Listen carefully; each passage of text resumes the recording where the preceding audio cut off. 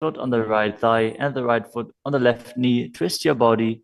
Keep one arm behind your back and hold on to the opposite thighs as you gaze to the third eye and visualize Swamiji in your inner space.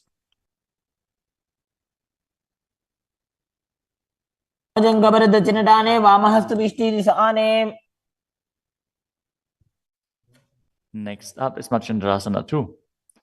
Now hold onto the feet as you lean forward and down, bringing your chest towards the heels and your forehead onto the ground. Visualize Swamiji in your inner space.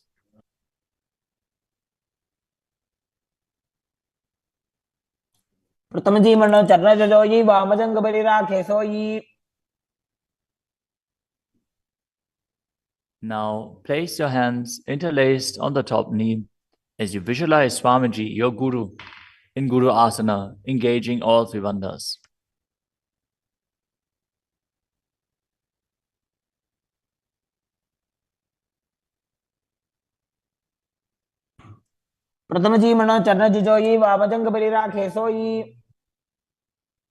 The next asana is Pashasana. Now sit with the feet flat on the ground, knees against your chest, with the hands holding onto the opposite knees. Keep your thighs together, spine straight, the tongue pressed against the roof of your mouth in Kechari Mudra as you gaze to your third eye and visualize Swamiji in your inner space.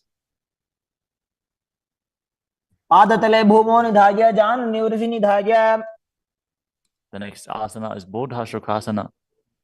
As you keep the feet flat on the mat, wrap your arms around the legs and hold onto the opposite wrists.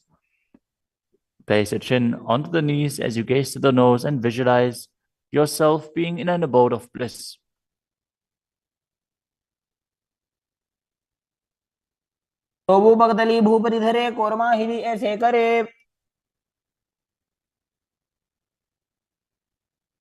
The next asana is Kudakatasana. Maintain the same position, but place your arms under the knees and hold onto the opposite elbows. Gaze to your nose. Keep your tongue pressed up in Kechari Mudra, visualizing Swamiji in your inner space.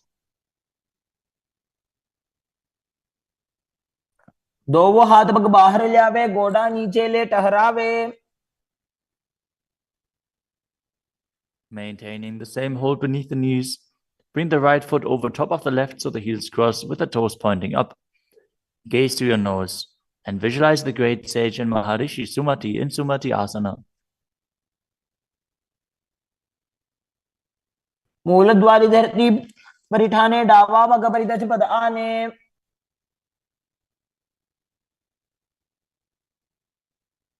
The next asana is Dandasana. Now extend your feet out straight with the arms raised straight above your head. Interlace the fingers with the wrists pointed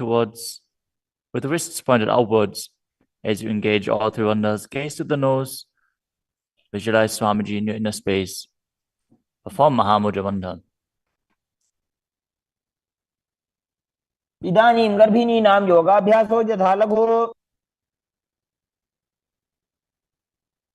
The next asana is Arambhasana. Now sit with your legs straight. Hold the big toes in Prana Mudra with index and middle fingers. As you lean your chest forward and down, bring your head to the knees. Inhale through the left nostril and exhale through the right. Perform Nadi Shodhana as you visualize Swamiji in your inner space.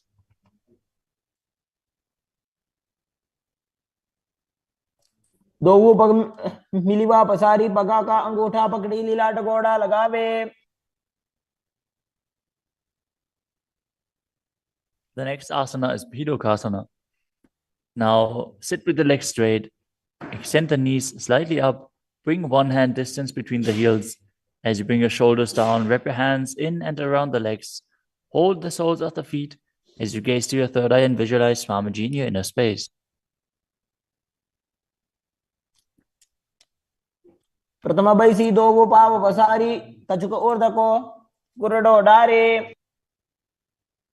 The next asana is Jalandhari Pavasana. Now extend both legs out with the heels together. Place your chin on the heels as you insert your hands below the legs. Keep the elbows together on the ground along with your fingers, palms facing up. Gaze to the nose, visualizing Swamiji in your inner space.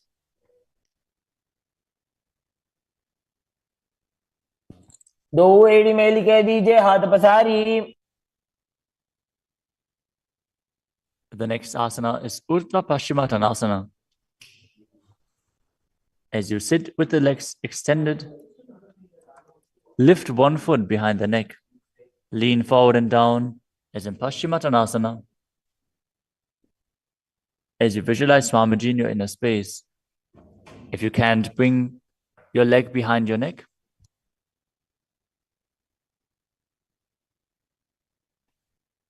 Focus on the prana flowing up from the Muladhara to the Brahmarandha, through the 9 various points within the body, which are the soles of the feet, the regenerative organs, the navel, the heart, the throat, the uvula, the middle of the eyebrows, the forehead, and the Brahmarandha, the crown of the head. Now engage the Mula Bandha as you perform Urdhva Paschimottanasana.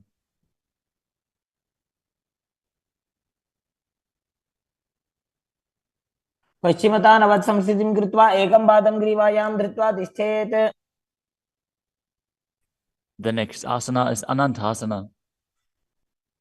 Now lie on your back, lift the right leg behind the neck. The left hand holds the foot from the top. As you straighten your body, concentrate on the prana moving from Muladhara to Brahmarandha.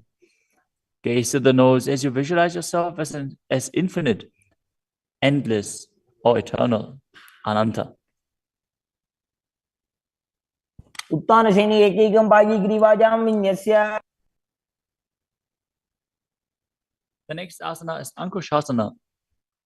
From Anantasana, rest on the elbow of the hand holding the foot. Concentrate on the prana flowing up as you gaze to the nose and feel in complete control. उत्तानशयित एकैकं पादं ग्रीवायां विन्यस्य. The next asana is Drishasana. Lie down on the back as you bring your knees to the chest.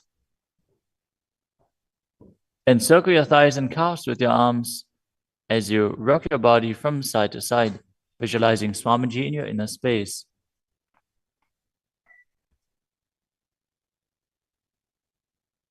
उत्तानशयनं जानुनि हृदयवष्टम्भ. Now bring the other leg behind your neck.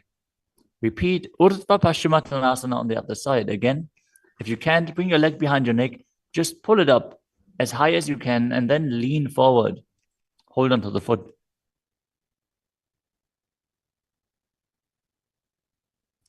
पश्चिमतानवत् संस्थितिं कृत्वा एकं पादं ग्रीवायां धृत्वा तिष्ठेत्. Now with the leg still behind your back, straighten your body, lay on your back, hold onto the foot with the opposite hand as you gaze to the nose and visualize yourself as being endless. उत्तानशयनि एकैकं पायी ग्रीवायां विन्यस्य. Now roll onto your elbow and feel in complete control in Ankushasana.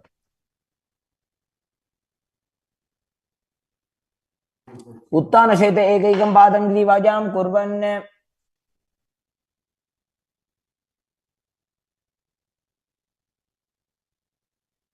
The next asana is Yoga Nidrasana. As you lie on your back, lift your legs one by one up behind your head. Hold your hands behind your back as you gaze to the nose. Visualize Swamiji in your inner space and focus on the upward flowing prana. पादाभ्यां वेष्टयेत् कण्ठं हस्ताभ्यां पृष्ठबन्धनम्. The next asana is Atmadhammasana.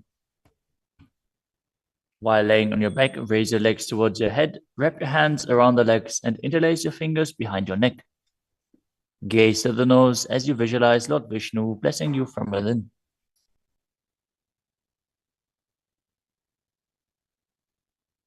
आत्मा राम आसन प्रथम सुधो सोवे. The next asana is Kochikasana. As you lay on your back, bring your knees to the chest with the soles facing up and extend your arms out sideways. Gaze to your third eye as you visualize Swamiji in your inner space.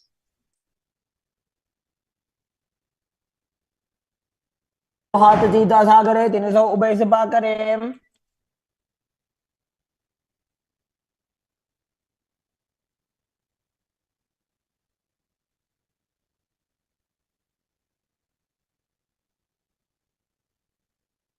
Next up is the Jatara Parivritti. This asana consists of 3 steps. We are going to perform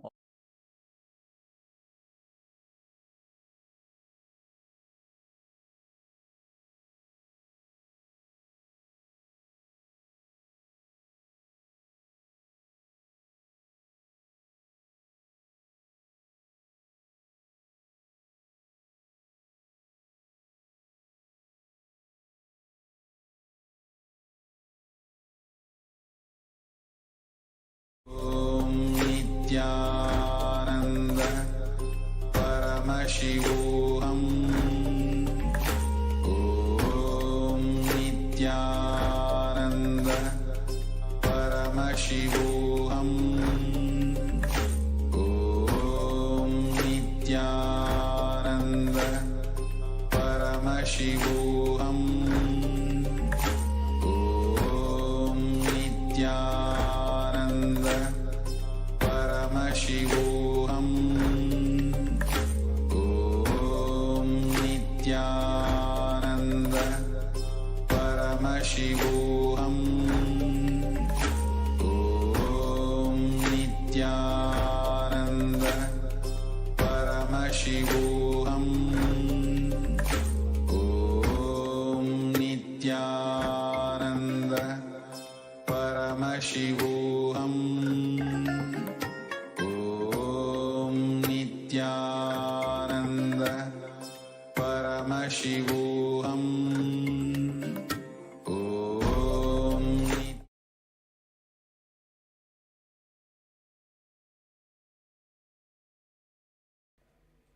The next asana is Jatara Parivritti. Now, lay on your back and pull your knees towards your chest. Extend your arms sideways. And we're going to perform 3 steps. First, all 3 steps on one side and then repeat it on the other sides. The first step, drop one knee towards the side. Extend your leg down the opposite leg. Now bend both knees towards the side. Extend both legs to the side. Hold the feet and gaze in the opposite direction. As you do so, visualize Swamiji perform the Mula Bandha. Now return to the center position. Drop the other knee to the side and extend the opposite leg down. Bend both knees to the side and extend both legs to the side, gazing away from the feet.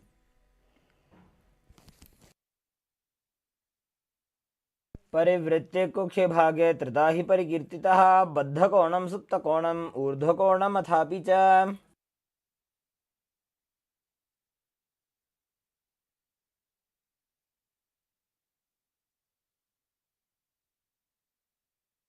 Next up is Dvipadapitam. Now lay on your back and keep the feet flat, hold the ankles of the feet and push your hips up. As you gaze to your nose, visualize yourself as sturdy as a bridge. Breathe in Murthy Kumbhaka as you engage Jalandhara Bandha and exhale forcefully through the throat lock. प्रतिक्रियायुतं द्वन्द्वप्रदं गर्भिणीनां दुर्बलानाम् इति गार्गी जगादनु.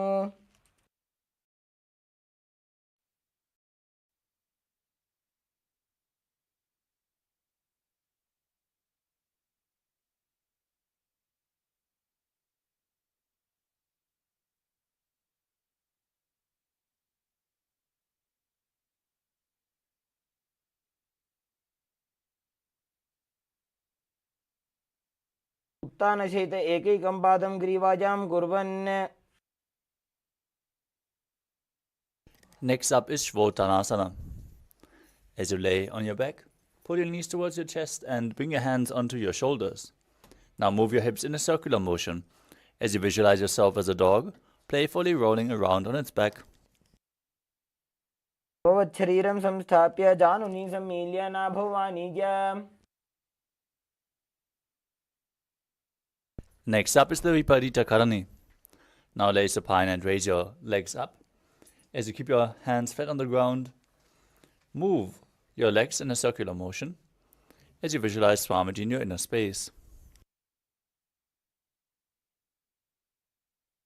भूतले सशिरो दत्त्वा खेनजे चरणद्वयं विपरीतकृतिश्चैषा सर्वतन्त्रेषु गोपिता. Maintain the same position but stop the movement of your legs in Viparita Karani too as you visualize Swamiji in your inner space. विपरीताख्या सर्वाधिव्याधिनाशिनी नित्यमभ्यासयुक्तस्य जाठराग्निविवर्धनी. Lower your legs and then raise your hips and bring your feet over top of your head. Touch the ground with your toes as you interlock your fingers behind your back in Parashamudra, keeping the arms flat on the ground as you visualize yourself as a plow in Langalasana. नरकासने स्थित्वा नासिकाप्रदेशे भूमौ पादपृष्ठे स्थाप्य. Next up is Shaita Paschimottanasana. From the same position, hold onto your feet. Keep your arms and legs straight. This is one of the 84 asanas revealed directly by Lord Paramashiva himself. Keep breathing in Murcha Kumbhaka with the Jalandhara Bandha and the Muda Bandha engaged. तानं शयित्वात् कुर्वीत शयितपश्चिमतानकम्.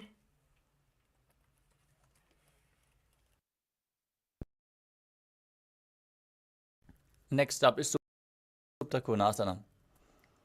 As you have your feet over top of your head, bring the hips above the shoulder level and bring the legs wide apart. Visualize Swamiji in your inner space as you perform Jalandhara Bandha and Muda Bandha. परिवृत्ते कुक्षि भागे त्रिधा हि परिकीर्तितः बद्धकोणं सुप्तकोणम् ऊर्ध्वकोणमथापि च.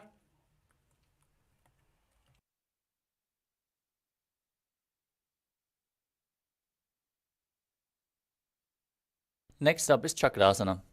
As you hold onto the ankles of the feet, with the feet over top of your head, roll onto your back. Keep your arms and legs straight. As you visualize yourself as a chakra, a wheel in Chakrasana. धनस्तद्वौ पादौ कुर्यान्मस्तकतः परौ व्युत्क्रमेण ततः शीघ्रम् एतत् सर्वस्य साधनम्. Next up is Supta Prasarita Parangushtasana. As you lay on your back, straighten your legs up above your body and hold onto the big toes, keeping your arms straight. Now visualize Swamiji in your inner space and perform the Muda Bandha. उत्तानपादं क्रौञ्चं च मरीचिं वीरभद्रकं नटराजं त्रिकोणं च सुप्ताङ्गुष्ठप्रसारणे.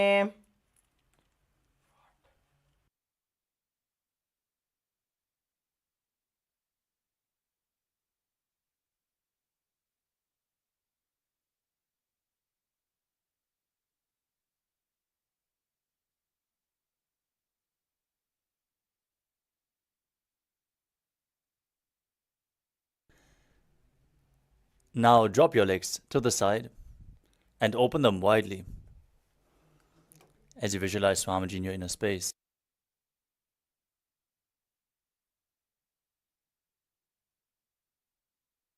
Next up is Supta Parangushtasana. Now join your feet together above your body. Keep your arms and legs straight and visualize Swamiji in your inner space. उत्तानपादं क्रौञ्चं च मरीचिं वीरभद्रकं नटराजं त्रिकोणं च सुप्ताङ्गुष्ठप्रसारणे. From Supta Parangushtasana, cross your legs into Padmasana. Now gaze to your nose and lay flat on your back as you bring your arms over your head and hold on to opposite elbows. Visualize Matsya, the fish avatar of Lord Vishnu, in Matsyasana.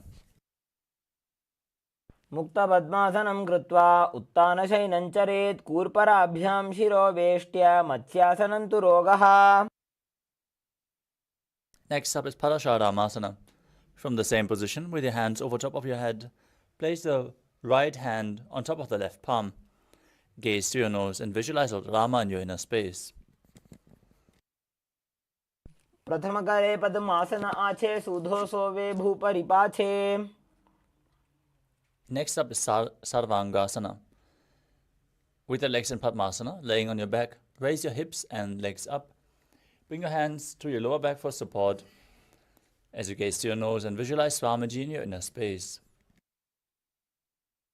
अथवा क्षेत्र संक्षेपात् सर्वांगासनमुत्तमं यत्कृत्वा योगनिपुनो विद्याभिः पंडितो यथा.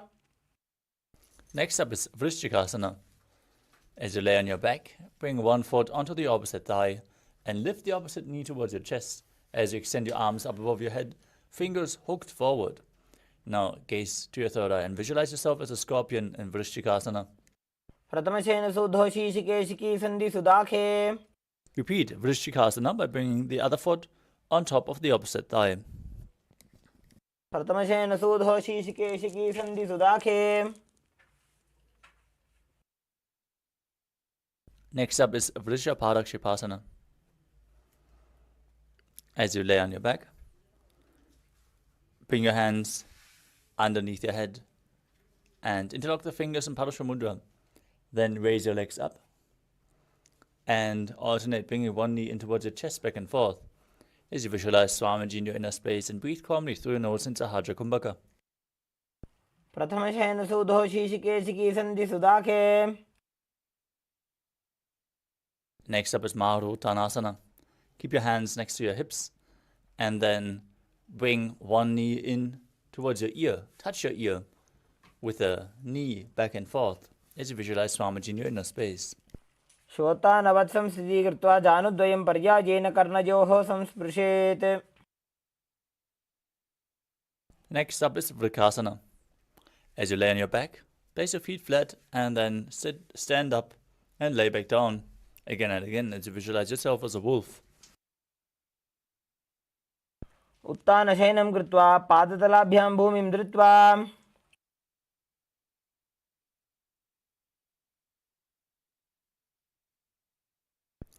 The next asana is Luthasana. As you lay on your back, quickly throw your legs up above your head and roll over completely. Repeat this again and again as you visualize Swamiji in your inner space. Finally, finish in a prone position. उत्तानशयनं पादोशिर उल्लङ्घ्य.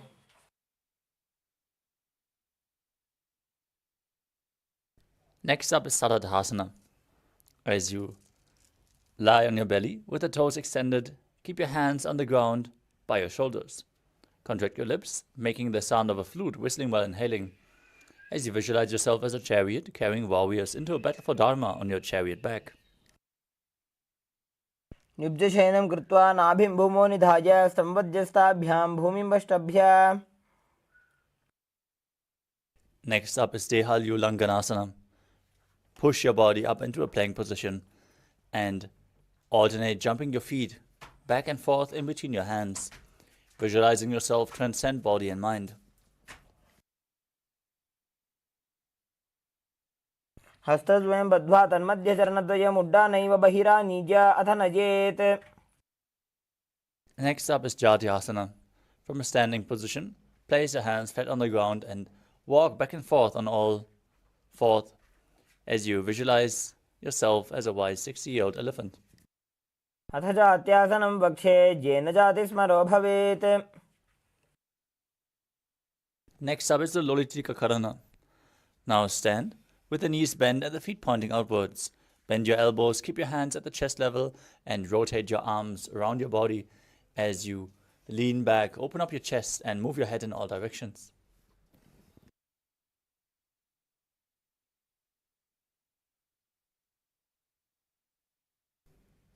Next up is Sadapasana. Now, keep your feet together. Tie your feet with a rope if you have a rope available. Keep your hands hanging down, hands flat on your thighs, elbows close to your body. Stand erect on the mat like a rod as you visualize your Kundalini Devi rising and curling upwards around your body. Breathe calmly through your nose in Sahajra Kumbhaka in Sadapasana. अथ सर्पासनं वक्ष्ये वायुपाणाय केवलं शरीरं दण्डवत् तिष्ठेत् रज्जुबन्धस्तु पादयोः. Next up is Ushtra Sadhanasana. Now lean forward and down and hold on to your toes from the front. Step on your fingers and walk around on the mat, visualizing yourself as a camel. मुष्टिकनिष्ठिकाप्रदेशेन भूमौ निधाय उपरि पादतले संस्थाप्य. Next up is Ashvasana. From the same position, hold the feet from the outside and walk around on the mat, visualizing yourself as a horse. मुष्टिकनिष्ठिकाप्रदेशेन भूमौ निधाय उपरि पादतले संस्थाप्य. Next up is Kapota Nitakasana. Now hold your hands behind your back in Parashamudra, interlock your fingers, and pull the hands down towards your calves as you open your chest widely. Lean backwards as you visualize yourself as a soaring bird diving. पादतले भूमौ निधाय पृष्ठभागेन हस्तौ जङ्घापर्यन्तं नीत्वा कपोतनिटकं भवति.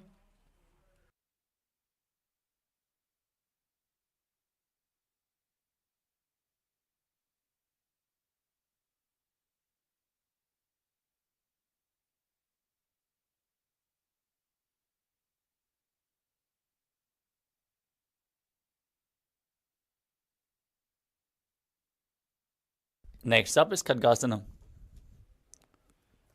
Talapushpaputam Karana. Now stand with the palms together in Namaskara Mudra. Gently bend your knees and keep the toes pointing outwards. Simultaneously open up the palms, raise one heel off the ground and slightly lower down the waist and shoulder of the respective heel. Now visualize you're holding a bouquet of flowers and offering it to Paramashiva.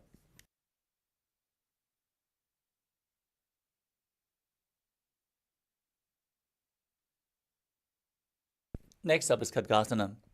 As you lay down on your stomach, jump your feet up towards your hands and stand, visualizing yourself as a rhinoceros with your hands in Namaskara Mudra forming the horn of the rhinoceros. Gaze to your nose and engage the Mula Bandha. नुजसरतमासनं कृत्वा पादतलाभ्यां भूमिं धृत्वा. Next up is the Uttanottanam. As you sit down all the way or as low as you can towards the ground, stand back up again and again. You can hold weights if you want to intensify this asana. As you gaze to your nose, visualize Swamiji in your inner space. पुनः पुनः उत्थातव्यम् असितव्यम् इति उत्थानोत्थानं भवति.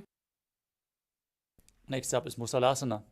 Now raise your arms up above your head and jump repeatedly as you visualize yourself as a mace. सरलं स्थित्वा ऊर्ध्वं बाहु नयेत्. Next up is Utsheshakasana. From a standing position, pull the sole of one foot towards your chest. Sit down and stand back up. As you alternate on both sides again and again, gaze to your nose and visualize Swamiji in your inner space. एकैकं पादतलं कुक्षौ निधाय तिष्ठेत् उत्शीर्षकं भवति. Next up is Parshvajanukarana. Now stand and keep one leg slightly bent with the toes pointing to the side. Bend and lift the opposite knee towards your chest, holding it with your arm encircling the leg, hand in a fist.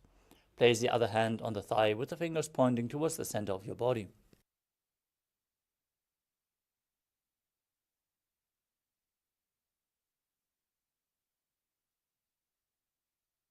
The next asana is Tandavasana. Now visualize yourself fiercely dancing as Lord Shiva. Hold weights if you want to intensify the asana. As you extend your arms and one leg forward and sit down and stand back up on one leg.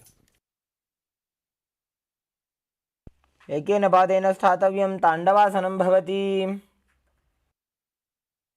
Next up is Brahmanasana.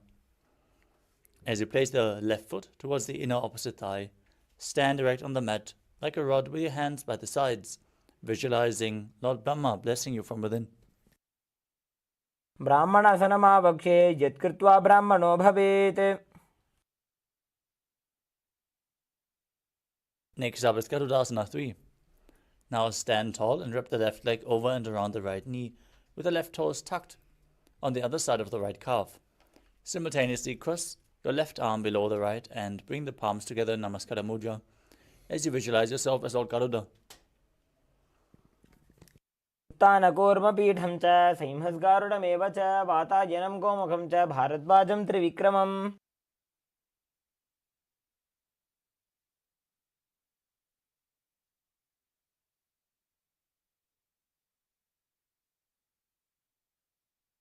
Next up is Ekapadasana. Now bring one foot to the opposite hip, placing it on the opposite thigh. As you keep your hands hanging down at the side of your body, visualize Swamiji in your inner space. दक्षाङ्घ्रिं वामपादस्य जङ्घोपरि निधाय च.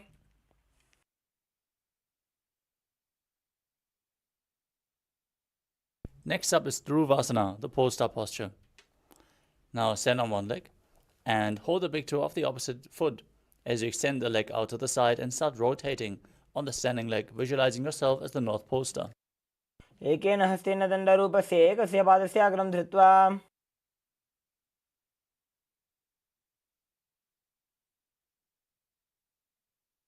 Next up is Trivikramasana, the 3 steps of Lord Vishnu.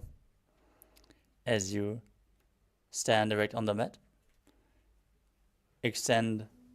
bring one leg behind your neck and stand straight on the mat. If you can't bring the leg behind your neck, you can bring it towards your chest, pull it up, or bring it over your shoulder. Then sit down and stand back up, visualizing Lord Vishnu blessing you from within. एकेन पादेन स्थातव्यम् उत्थातव्यम्.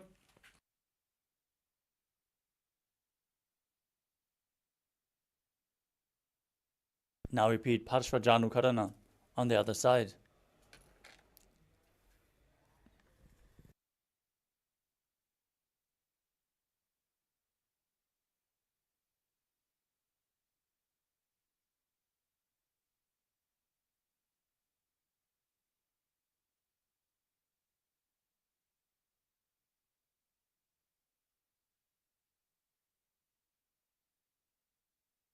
Now repeat Tandavasana on the other side.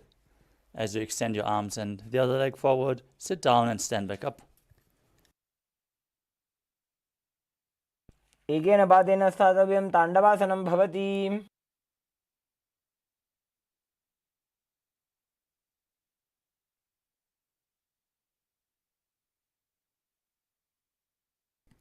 Now repeat Brahmanasana on the other side. Bring the foot towards the inner opposite thigh and visualize yourself being blessed by Lord Brahma. ब्राह्मणासनमावक्ष्ये यत्कृत्वा ब्राह्मणो भवेत्.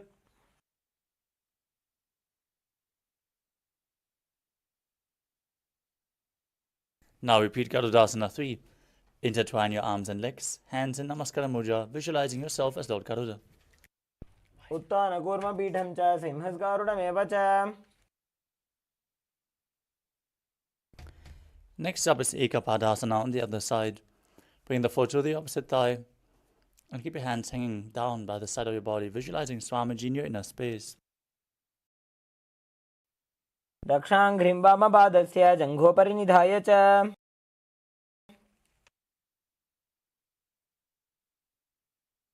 Now repeat Dhruvasana on the other side.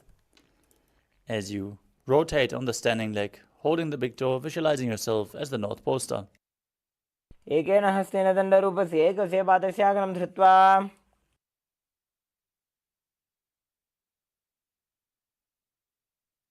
Now repeat Trivikramasana on the other side.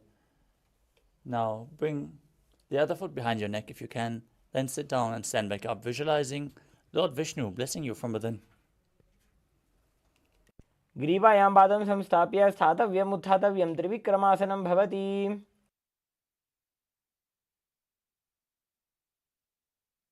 Next up is Samanaka Karana. Now stand erect on the mat. Keep your hands by the sides, heels together, toes pointing upwards. Fingers extended one by one. Relaxed in this natural position after this intense sequence of asanas. As we get ready to perform the final 100 asanas of this sequence, starting off with Gorak Anjali Asana. Now stand erect and then bend forward. Bring both hands underneath the knees and make a finger lock in Padusha Mudra. As you sit in a squatting position, and let the finger lock touch your navel. Visualize the great sage Goraknath, founder of the Natha Yoga Hindu Sampradaya, as you breathe in Jivachala Kumbhaka, inhaling deeply, holding your breath, and then moving the prana up and down, left and right through your limbs by the force of your will. प्रथमहि उभौ ये बाहुरीनी चोपुनि होवे. Next up is Kanchi Asana. Insert your hands between the thighs and calves and then wrap them around behind your butt, interlocking the fingers behind. Visualize Swamiji in your inner space as you perform the Mula Bandha. ऊरुमध्यात् हस्तौ निवेश्य नितम्बं धृत्वा पादतलाभ्यां भूमिं वष्टभ्य. Next up is Bhairava Asana, as you bring the feet together and sit in a squatting position with the heels touching your perineum. Hold your hands behind the back and sit upright as you gaze to your navel. Visualize Bhagavan Kala Bhairava, the Lord of Time. दो ऊपक की थलिया की माहिली को और मिला जी फना पानी उकड़ मोड़ वैसे. Next up is Varahasana. As you squat all the way down to the ground, keep your feet together, toes apart. Bring your elbows up close to your head and the palms joined together over your head with the fingers pointing down towards the body in Anjali Mudra. Gaze to your nose and visualize yourself as Varaha, the boar avatar of Lord Vishnu. पाकतली की माहिली को और मिला जी फना पानी उकड़ वैसे. Next up is Pripidhasana. Now hold onto the big toes in Prana Mudra and raise your hips to the same level as your knees. Visualize Swamiji in your inner space as you do so. पार्श्वद्वये सम्मील्य स्थित्वा नितम्बं जानुप्रदेश आनीय. Next up is Bakasana. Now place your hands shoulder width apart, flat on the ground, and bring your knees onto your arms towards your armpits as you lean forward. Balance on your arms and visualize yourself as a crow. हस्ताभ्यामवनिमवष्टभ्य जानुद्वयं नाभौ सम्मील्य. Next up is Sushtanga Kapali Asana, another inverted posture.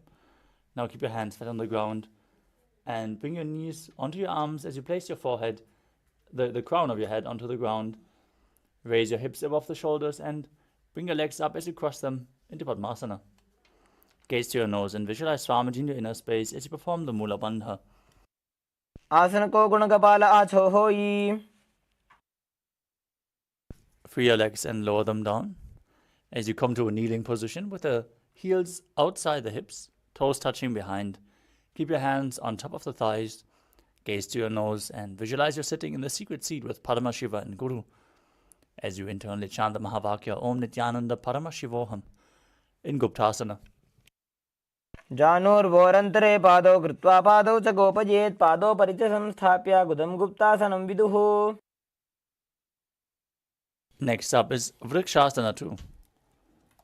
Now keep your hands flat on the ground and raise your legs up straight into a headstand posture, handstand. You can lean against a wall or ask a partner to aid you if you need support. As you visualize you're a tree with deep roots growing into the ground, perform this asana to cleanse all the 7 chakras. सप्तचक्रक्षालनाय वृक्षासनविशेषकान्. From the handstand posture, join your hands and feet together in Shibra Asana. Gazing to your third eye, visualizing Tejas, energy flowing to your third eye and rejuvenating your body, bringing divine radiance to your being. दो ऊपक जोड़ी माही Gulf मिलाये.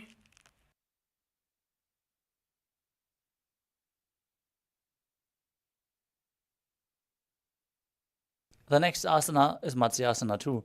Now place your hands on the ground, shoulder width apart. Lower your body down and push it back up again and again as you visualize yourself as a fish.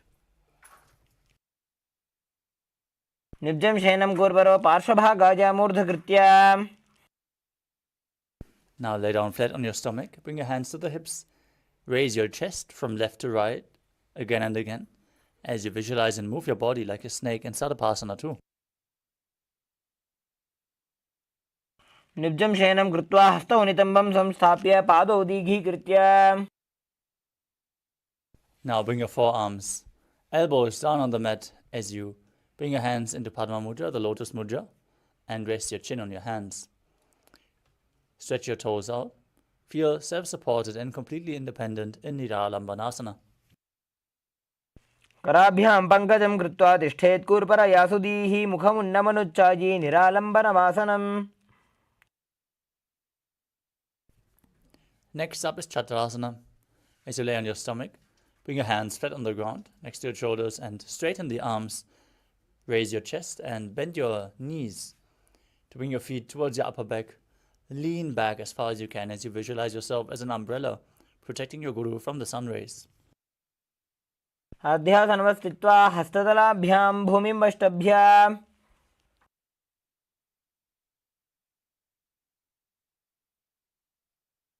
Next up is Vajrasana. As you sit on your knees with the tops of the feet flat on the mat, bring your butt onto your heels and stretch your arms out in front, with the palms facing down.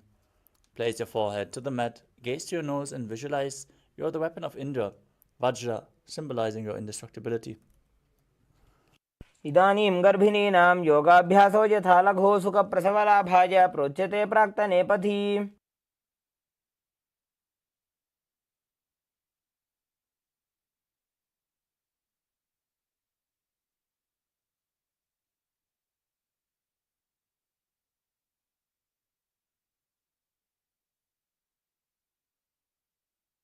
The next asana is Meshasana. Now place your hands flat on the ground and raise your hips up into Gajasana as you alternate striking the ground with your hands, visualizing yourself as powerful as a ram. गजासनसंस्थितो एकैकं बाहुं भूमौ ताडयेत् मेषासनं भवति. Next up is Ajasana. Now, from Gajasana, lift your legs into the air and slowly bring your forehead down towards the ground as you visualize yourself as being unborn, existing for all eternity in Ajasana. गजासनसंस्थितो पादद्वयमन्तराळे कृत्य मस्तकेन भूमिं स्पृशेत्. Next up is Dhanantarasana. Now, sit in a squatting posture and hold your toes behind your back as you pull them in towards your perineum and place your hands on top of the thighs. Gaze to your nose as you visualize Swamiji in your inner space. पूरवविधिपरिहाता की काकसीस्यो फणाशरा मोडी. Next up is the Angamotanam. Now interlock your fingers and stretch your arms out in front. Move them left, right, up, down in all directions, giving massage to various different joints and muscles of your body as you repeat the movements on the other side as well. Visualize Swamiji in your inner space. हस्तयोः अङ्गुलीर्बद्ध्वा हस्तयोर्मध्यात् सर्वमङ्गं निष्कासयित्वा. Next up is Garudasana form. Now sit on your heels in Vajrasana and turn the feet sideways with the toes pointing outwards as you visualize yourself as Lord Garuda carrying Lord Vishnu and Lakshmi on his back. जङ्गोर्भ्यां धरां पीड्य स्थिरकाजो द्विजानुना जानुपरिकरद्वन्द्व गरुडासनमुच्यते. Next up is Ananda Mandirasana. Now sit with your legs folded back, toes pointing backwards. Keep your knees wide and hold onto your ankles as you place the front of your buttocks on the ground. Gaze to your third eye and visualize yourself residing in the blissful space of a temple. अथ पक्षे वीरनाथ आनन्दमन्दिरासनं यत्कृत्वा अमरो धीरो भवत्येवेह साधकः.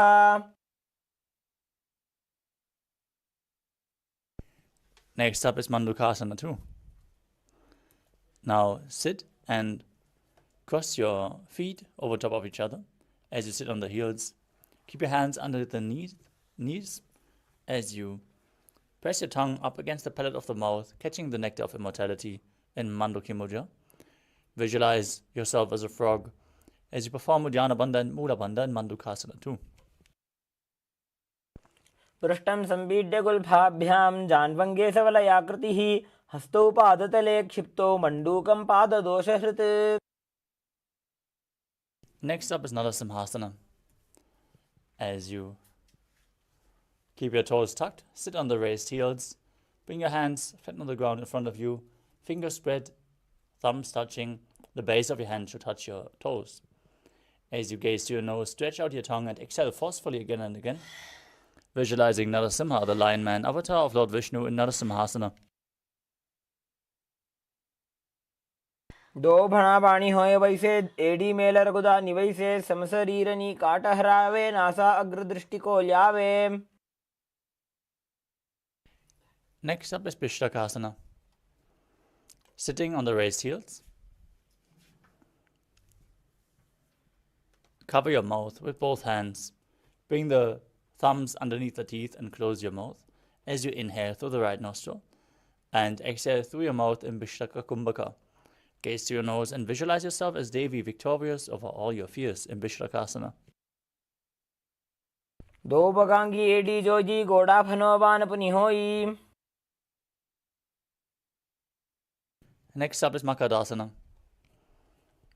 As you place your feet flat on the ground, the soles together. Keep your hands on the knees. Bend your elbows and bring your fingers towards your armpits. As you imitate a monkey stretching itself, visualize yourself as a playful monkey and gaze to your third eye. दो बगदली संपुट आने तिनकी पृष्ठि भूमि परिटाने मूलद्वार एड्यां परिण्यावे मूढ़ा हाथ ऊंचा टहरावे. Next up is Vajrasangarasana. Now rise up onto your toes as you sit on the heels. Keep your knees wide apart and lifted off the ground as you hold onto opposite elbows behind your back. Gaze to your nose and embody diamond-like strength for you and your Sangha, your spiritual community. प्रथम बना पाणी होए वैसे दोवो AD गुदा निवैसे गोड़ा उभा राखे धीर आड़े वाज पसारे धीर. Next up is Kanjanasana. Now keep your toes down, ankles crossed behind, and sit on your heels as you place your palms on the mat to the sides. Gaze to your nose as you visualize perfect health beyond any and all physical or mental ailments. Perform Uddiyana Bandha and Mula Bandha. खञ्जनासनं मा वक्षे यत्कृत्वा सुस्थिरो भवेत्. Next up is Kurmasana. As you sit with your toes flat, the heels crossed, perineum on the heels, place your hands on the knees. Stiffen your upper back and neck as you visualize yourself as a turtle with a stable body and mind to live for centuries. Gaze to the nose in Kurmasana. गुल्भौ च वृषणस्याधो व्युत्कर्मेण समाहितौ.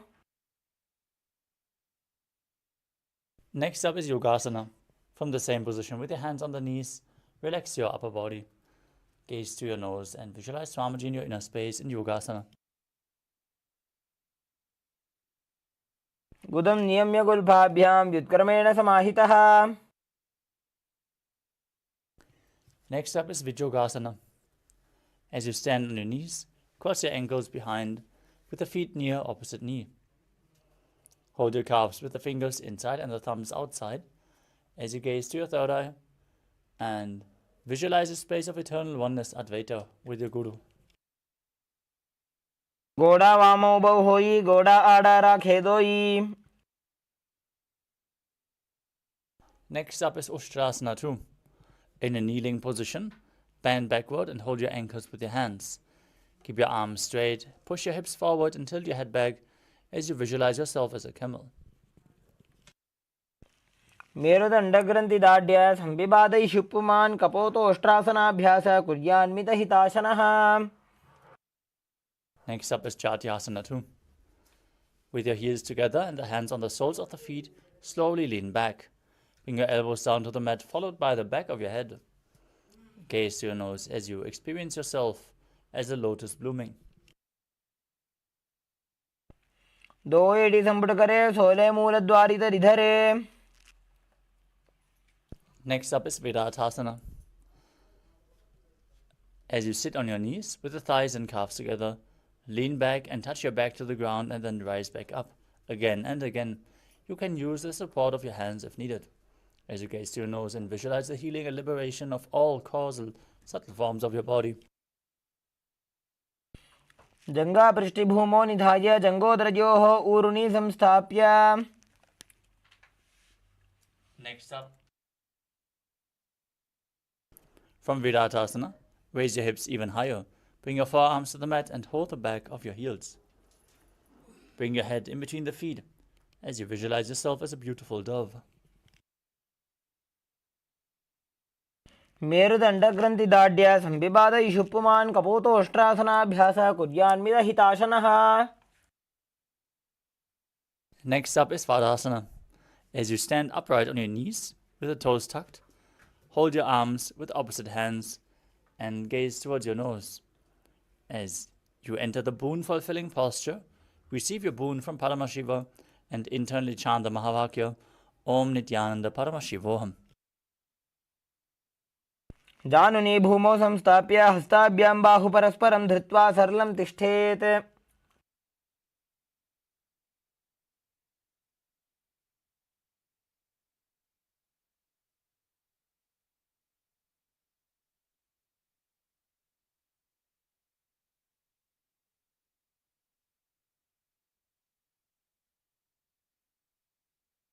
सूर्यं चन्द्रं भेदनानि आसनानि निकथ्यते.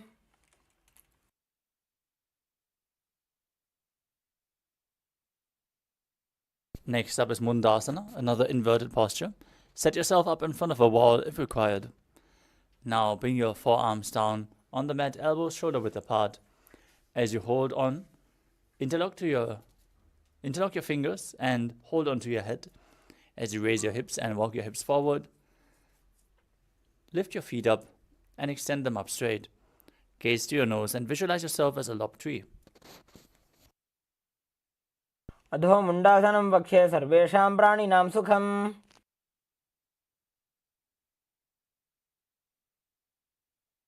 Now sit in a kneeling posture. As you bring your head in between the knees, hold your head with both hands, elbows outside the knees. Inhale through your nose in Sahadri Kumbhaka and exhale through your mouth as you gaze through your nose and visualize Swamiji in your inner space. प्रथमपगदली समटरावे कोरमाहिली उभे मिलावे फनापानी उकड़कर बैसे दो वो एड़ी गुदा निवैसे. Next up is Viparita Shalabhasana. Lay down on your stomach. Hold onto weights if you want to intensify this asana. As you extend your arms forward and raise your entire legs and chest and arms off the ground, visualizing yourself as a locust. शरभासन भेदाश्च नटभेरुण्ड नामके गण्डभेरुण्ड सहिते शीर्षदण्डासनं तथा. Next up is Kapalasana, the skull posture.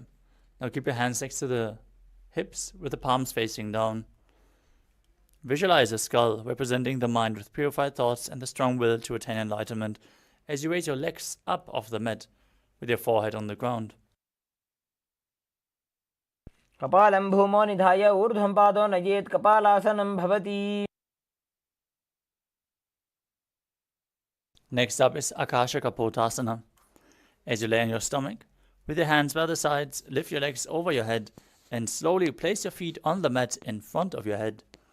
Keep your palms flat on the mat behind your body as you visualize yourself as a free and open dove. उष्ट्रासने स्थित्वा चरणौ भूमेरुत्थाप्य मस्तकोपरि नीत्वा.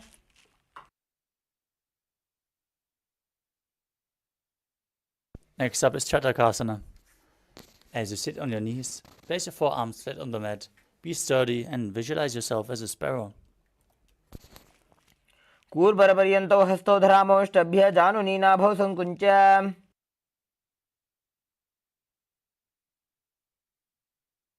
Next up is Vrishchikasana too.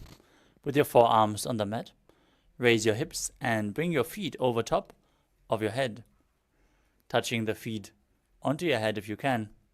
Now visualize yourself as a scorpion and perform the Mula Bandha. विच्छेव पुच्छप्रतिमाङ्घ्रिपार्ष्णे धृत्वा स्वशीर्षे चिबुकं विधार्यकौ.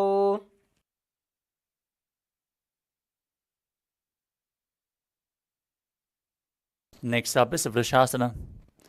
As you place your perineum down on the right heel, keep the left foot outside the hip with the toes pointing outwards. Now visualize yourself as a bull as you perform the Mula Bandha. याम्यगुल्फे पादमूले वामभागे पदेतरं विपरीतं स्पृशेत् भूमिं वृषासनमिदं भवेत्. Now breathe in Antarangaka Kumbhaka, forcefully inhaling through your nose and slowly exhaling again through the nose as you visualize Swamiji in your inner space. Place your hands on the ground in front of you and lift your entire body off the mat, crossing the toes of the left foot over the right in Lolasana. लोलासनं सदा कुर्यात् वायुलोलापघातनात्.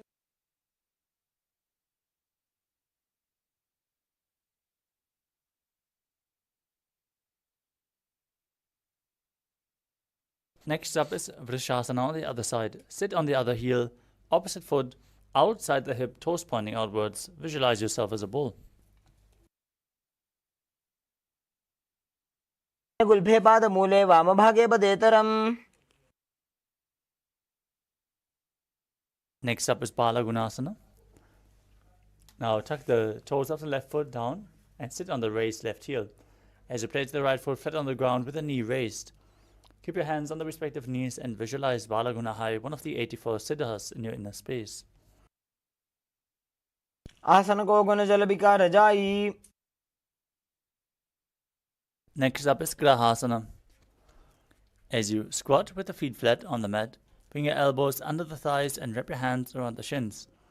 Hold onto your ankles from the outside as you visualize yourself as the entire planet. पादतले भूमौ संस्थाप्य जानुमध्ये कुर्परौ स्थाप्य. Now repeat Bala Gunasana on the other side. Sit on the right heel with the left knee raised towards your chest. Visualize Bala Gunahai.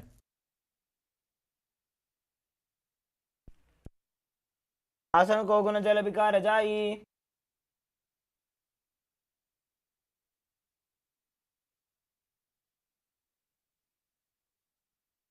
Next up is Utkatasana. You can hold weights if you want to intensify this asana. Now, squat on your toes with the heels up and the knees off the mat. Place your perineum on the heels and place your hands on the respective knees. As you keep your spine straight, visualize Swamiji in your inner space. युजास्पिजोस्ति यत् ऊर्वजान यत्रासने पादतलद्वयोपरि. Next up is Vajrasankarasana too. With your heels raised, soles of the feet together, knees open wide. Sit on the heels and hold on to opposite elbows behind your back as you visualize Swamiji in your inner space. प्रथम बना पानी होए जैसे दो वो एड़ी गुदानी वैसे. Next up is Anilasana. As you squat or sit with your feet hip width apart, flat on the ground, place your palms on the ground and step your heels onto your hands, keeping your arms straight. As you gaze to your nose and visualize you're able to live off of air alone. दो हाथ भूमि पर टाने कहुनी जाड़ी ना भी लगाने.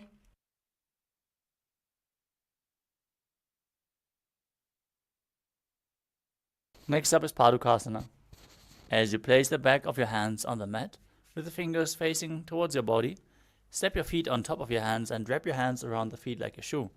Then start walking around on the mat, visualizing yourself wearing padukas walking across India in Padukasana. हस्ततलयोः पादतले कृत्वा तिष्ठेत् गच्छेत् पादुकासनं भवति. Next up is Kukku Todanasana.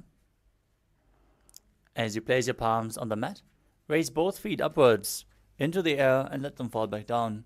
Do this again and again as you visualize yourself as a rooster. हस्ततले भूमौ कृत्वा पादतले चोर्ध्वमुड्डानं कृत्वा भूमौ पतेत्. Next up is Viparita Nrityasana. As you place your hands on the mat, raise your legs upwards into a handstand and move around on the two hands dancing as you feel yourself become free of all inhibitions. हस्ततलाभ्यां भूमिं वष्टभ्य ऊर्ध्वपादाग्रे कुर्वन्.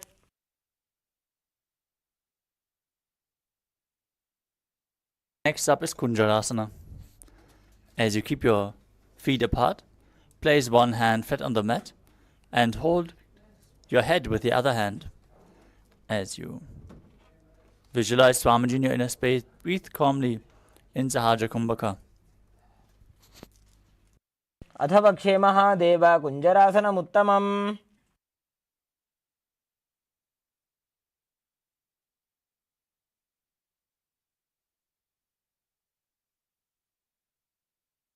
Now place the other hand on the ground. Repeat Kunjarasana on the other side.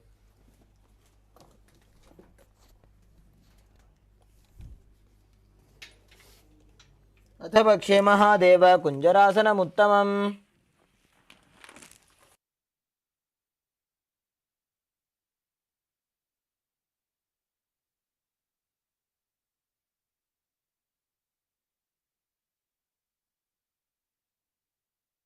The next asana is Karambasana. Now sit on the ground with the feet flat and the heels close to your body.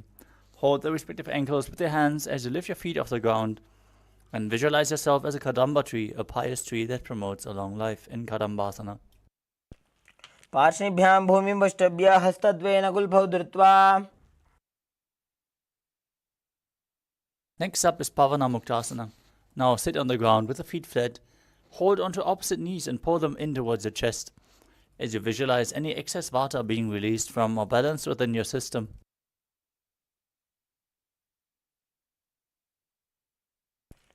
द्वयोस्तु पादयोः पाणिं लात्वा स्वस्वनितम्बके जानुनी वक्षसि साधुर्बभ्रति करबन्धनैः.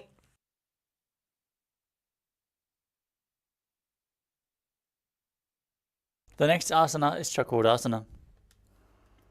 As you extend one leg forward, keep the other leg behind your neck and keep your hands at the side, lifting your entire body off the mat. Gaze to your third eye and visualize yourself as a powerful source of energy. पूर्वदानं चतुष्पादपीठं वज्रासनं तथा. Next up is Dhanurasana 2. Now hold on to the respective big toes as you keep one foot forward and the other one pulled towards your ear. Visualize yourself as a bow as you perform the Mula Bandha. पादाङ्गुष्ठौ तु पाणिभ्यां गृहीत्वा श्रवणावधि धनुराकर्षकाकृष्टं धनुरासनमीरितम्.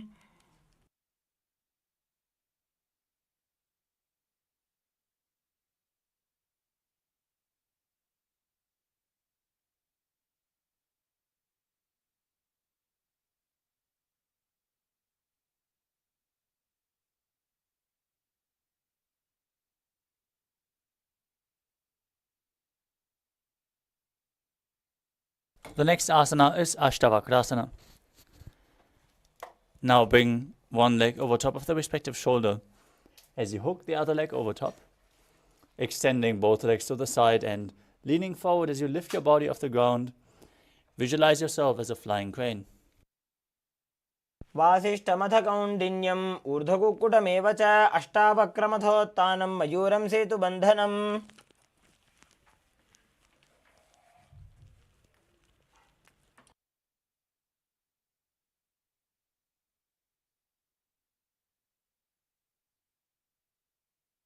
The next asana is Pranasana. Now keep one foot flat with the knee raised and bring the other foot on top of the opposite thigh. Bring your respective shoulder underneath the raised knee as you push the other knee down towards the ground. Visualize you are immortal and able to exist solely from prana. एतत् प्रभेदं वक्ष्यामि करोति यस्य चामरः.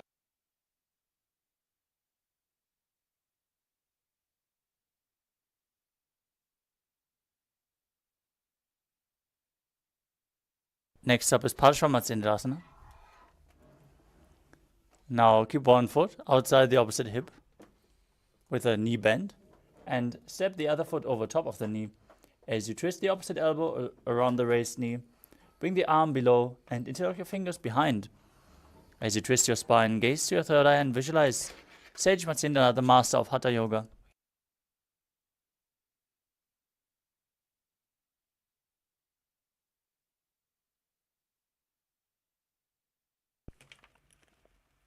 पार्श्वाभ्यां धृत्यतेजास्तु पार्श्वमत्स्येन्द्रमुत्तमम्. Next up is Chakodasana on the other side. Now lift the other leg behind your neck and lift your body off the ground, visualizing yourself as a powerful source of energy. पूर्वदानं चतुष्पादपीठं वज्रासनं तथा. Now repeat Dhanurasana 2. Pull the other foot towards your ear, holding onto the big toes in Prana Mudra, visualizing yourself as a bow.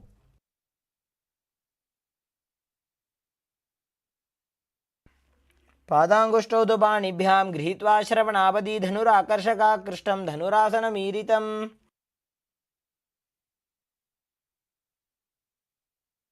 Now repeat Ashtavakrasana on the other side as you lift the other leg over top of your shoulder, extend them out to the side, and balance on both hands as you visualize yourself as a flying crane. वासिष्ठमथकौण्डिन्यम् ऊर्ध्वकुक्कुटमेव च. Now repeat Pranasana on the other side, one foot flat, opposite foot over top of the thigh, shoulder underneath the raised knee, and then opposite knee down to the ground, gazing to your third eye and visualizing you're immortal and able to exist solely from prana. एतत् प्रभेदं वक्ष्यामि करोति यः स चामरः.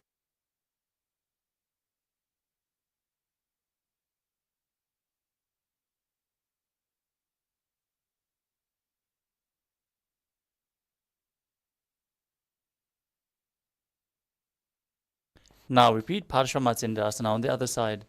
Keep the other foot at the opposite heel, at the opposite hip, and step the other foot over top, twisting your spine, gazing to your third eye and visualizing Sage Matsyendra, the master of Hatha Yoga. पार्श्वाभ्यां धृत्यतेजास्तु पार्श्वमत्स्येन्द्रमुत्तमम्. The next asana is Ardha Paschimottanasana. Now extend one leg forward and press the perineum with the opposite heel. Lean forward and down and hold onto the front foot with both hands as you perform the Mula Bandha and visualize Swamiji in your inner space. एकं पादं प्रसार्य एकं पादस्य पार्श्वनासीवनी सम्पीड्य.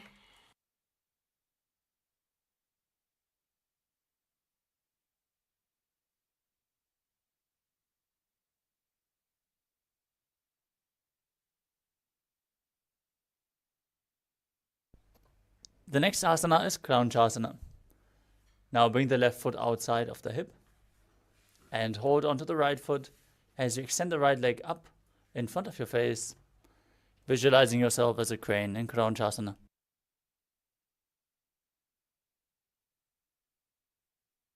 उत्तानपादं क्रौञ्चं च मरीचिं वीरभद्रकं नटराजं त्रिकोणं च सुप्ताङ्गुष्ठप्रसारणे. Next up is Ardha Paschimottanasana on the other side. Now bring the other heel against the groin as you lean forward and down and hold onto the foot as in Paschimottanasana while visualizing Swamiji in your inner space. एकं पादं प्रसार्य एकं पादस्य पार्श्वनासीवनी सम्पीड्य.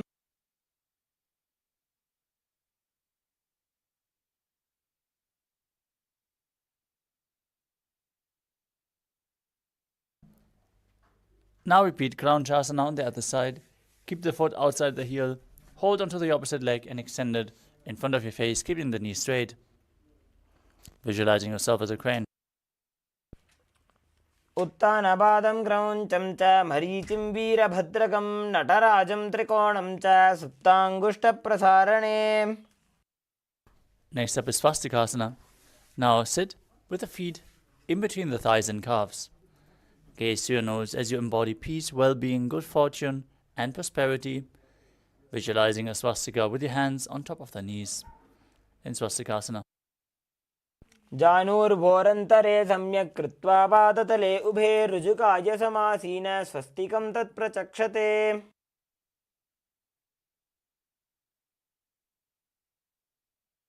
Next up is Godakshasana. Now keep your feet in the same position and cover your heels with your hands. As you gaze to your nose, visualize the great sage Goraknath, founder of the Natha Yoga Hindu Sampradaya, as you perform Jalandhara Bandha and Mula Bandha in Godakshasana. जानोर्भोरन्तरे पादौ उत्तानो व्यक्तसंस्थितौ. Next up is Bhagasana 2. Now, keep your left heel towards the perineum and the right foot on top of the opposite thigh. Gaze to your nose, visualize Swamiji and enter Shanmukhi Mudra. Close all your 5 senses with your hands. With the little and ring finger, close your mouth. Middle finger, close your nostrils. Index finger, close your eyes. And with the thumbs, close your ears as you visualize Swamiji and meditate on the Enlightened One. वामपार्श्वौ कुदं संस्थाप्य दक्षाङ्घ्रिवामजघने. Now place your feet onto opposite knees and place your hands on the ground beside you with your palms facing up in Yogasana 2. As you gaze to your nose, visualize Swamiji and roll up your tongue, inhaling through the rolled up tongue with your mouth in the shape of the beak of a crow in Kakashantra Kumbhaka. उत्तानो चरणो कृत्वा संस्थाप्योपरि जानुनोः. Next up is Urdhva Kukutasana. Now rotate your hands at the side, place them flat on the mat, and lift your entire body off the ground, keeping your legs in Padmasana, as you visualize yourself as a rooster. वासिष्ठमथकौण्डिन्यमूर्धकुक्कुटमेव च अष्टावक्रमथोत्थानं मयूरं सेतुबन्धनम्. Next up is Siddhaharathalya Asana. From Padmasana, bring your hands in between the thighs and calves. Place them flat on the mat without lifting your body up. Stay seated and gaze to your nose as you visualize Swamiji in your inner space. प्रथम पद्मासन को करे हस्तदो वो गोडासन दिदरे. Next up is Hamsasana. From the same position, push your body up off the mat as you gaze to your nose and visualize yourself as an elegant swan.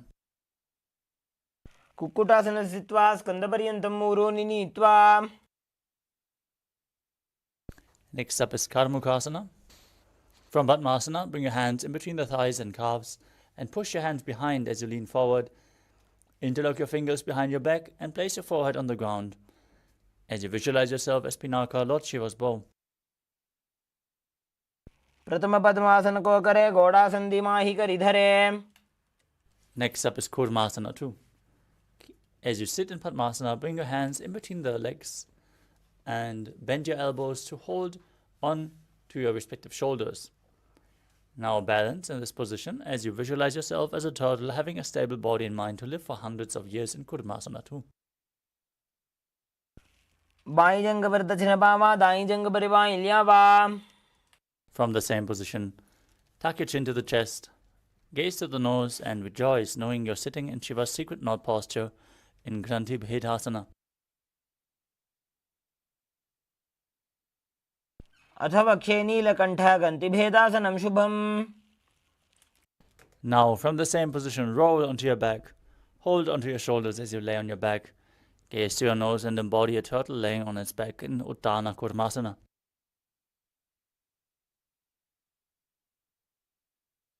कुटासन बंधस्तं कराभ्यां धृतकंधरम्.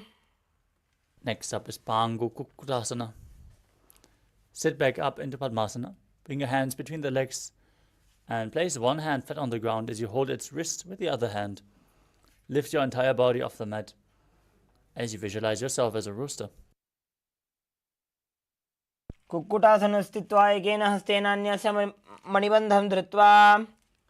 Now place the other hand on the mat. Lift your body up. Repeat Pangu Kukutasana on the other side. Kukkutasana स्थित्वा एकेन हस्तेन अन्यस्य मणिबन्धं धृत्वा. Next up is Kridrasana. In Padmasana, place your elbows onto your toes. Interlock your fingers in Parashva. Rest your chin on the hands and press your thumbs to the throat as you visualize you have gone beyond all greed and covetous. जानोर्भोरन्तरे पादौ उत्तानो व्यक्तसंस्थितौ. Next up is Padmasana 3. Now hold one hand above the other with the palms facing up. Gaze to your nose as you visualize Swamiji and engage all three bandhas.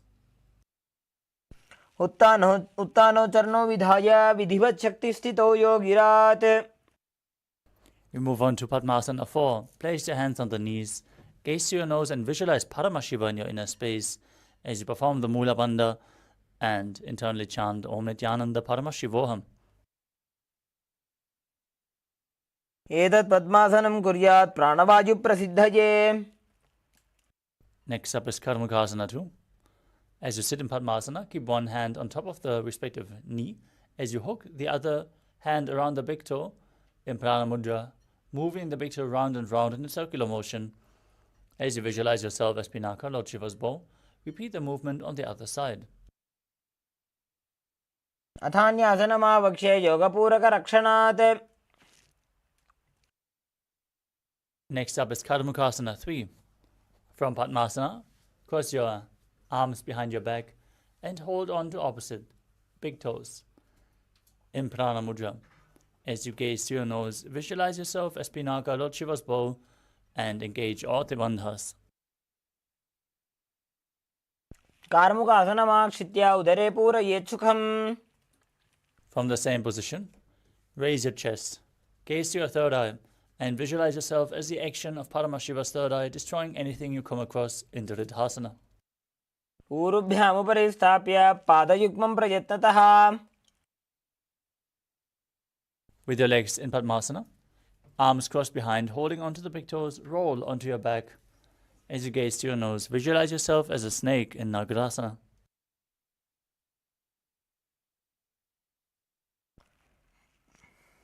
प्रथम पद्मासन कोठाने दो हाथ पाछाने आने पाद अंगूठा पकड़े आनी सोबई कोहन्या कुल्या पानी. Now breathe calmly through your nose, free your arms and legs, and pull your knees up towards your chest, and circle them with your hands in Padmasana Mudra. As you bring your chin towards your knees, squeeze your body into a ball in Kandukasana. वेत्रासने स्थित्वा हस्तपादान् निष्कुष्य ऊर्ध्वं नयेत्.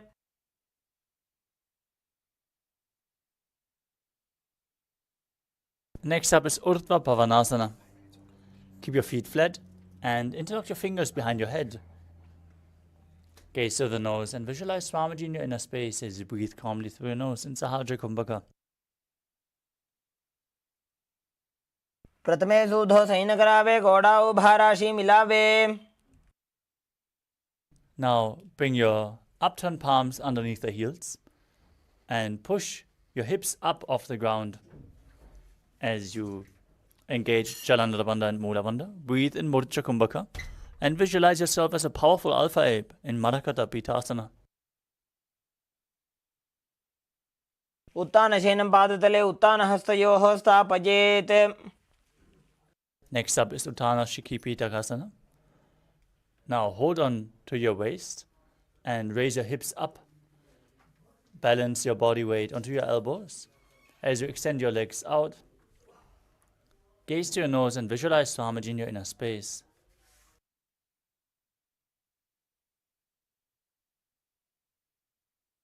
जङ्घूरुबलहीनश्चेत् उत्तानशिखिपीठकम् अप्रमत्तः प्रकुर्वीत भुक्तेः प्राग्विजितेन्द्रियः. Next up is Narakasana. Now, as you lay on your back, stretching your legs up.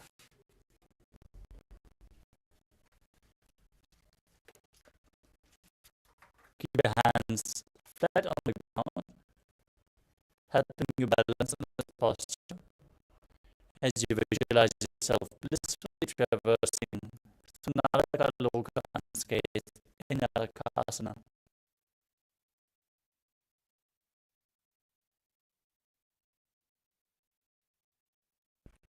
विवाकण्ठेन भूमिं विष्टम्भ पादाग्रद्वयम् ऊर्ध्वमुत्त्रयेत्.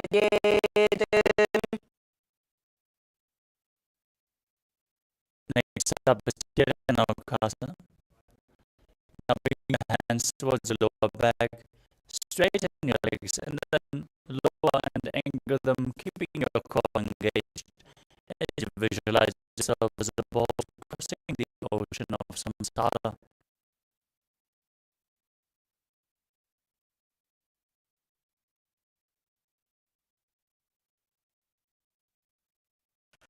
नौकावत् स्थित्वा ऊर्ध्वं पादाग्रद्वयं नयेत् तैर्यन्नौकासनं भवति. Now bring your hands back flat on the ground. Keep your legs straight like a flagpole as you visualize yourself as the Kailasa flag, respected across all nations in Vajrasana.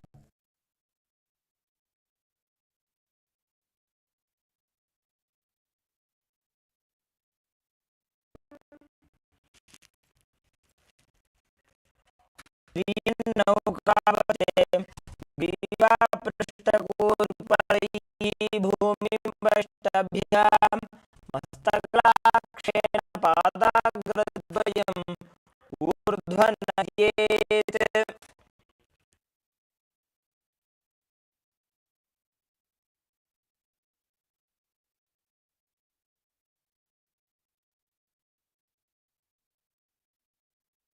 Now, lower your body down, completely flat.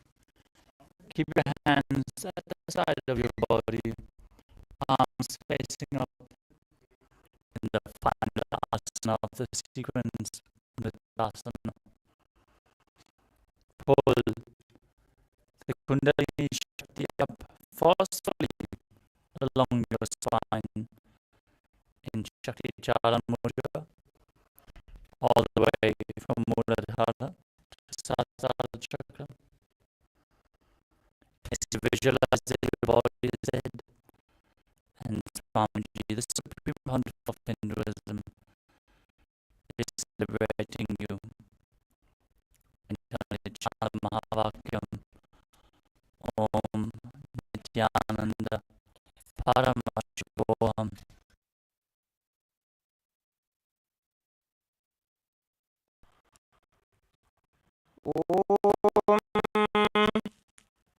उत्तानं च भवद्भूमौ शयनं तुषवासनं शवासनं श्रान्तिहरं चित्तविश्रान्तिकारकम्.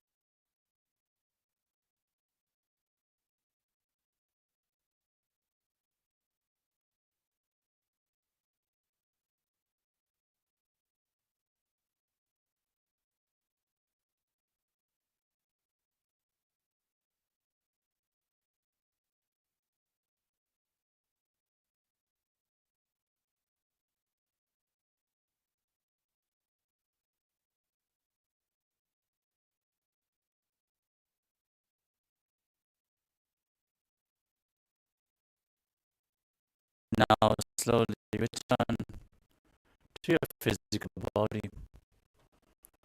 Start to wiggle your fingers and toes, your wrists and your ankles, your elbows and your knees. Pull your knees in towards your chest and circle them with your hands and rock your body from side to side. As you slowly return to a comfortable seated position.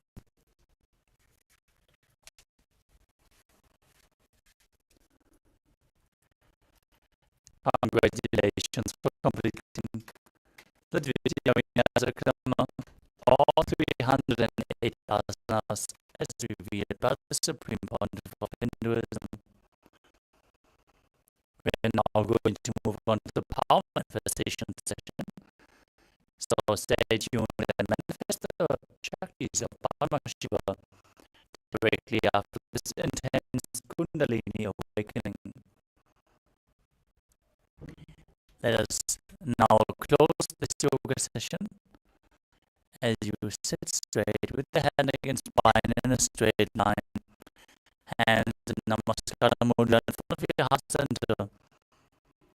Close your eyes.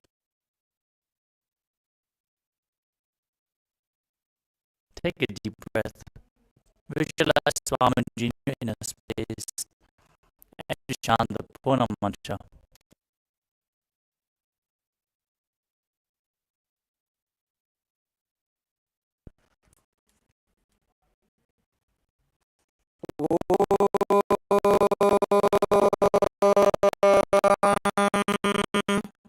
पूर्णमदः पूर्णमिदं पूर्णात् पूर्णमुदच्यते पूर्णस्य पूर्णमादाय पूर्णमेवावशिष्यते ॐ शान्ति शान्ति शान्तिः हरिः ॐ तत्सत् सर्वं भगवत्श्रीनित्यानन्द परमशिवार्पणमस्तु ॐ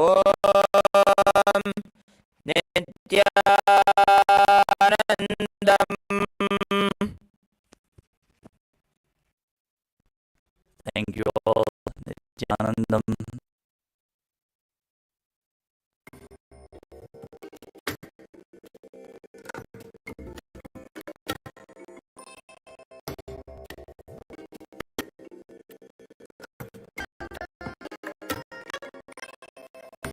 Bless you all. Let you all open all your three eyes and manifest powers of Sadashiva.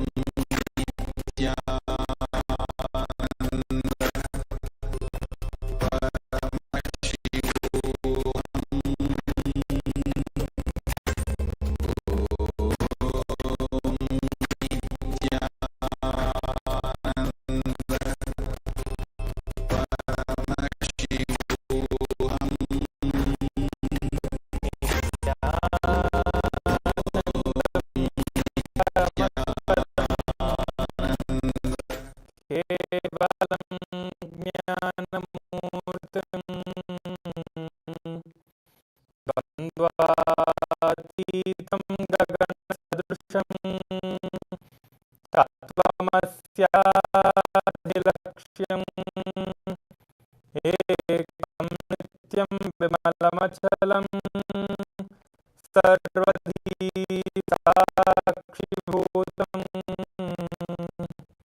भावातीतं त्रिगुणरहितं सद्गुरुं तं Namami.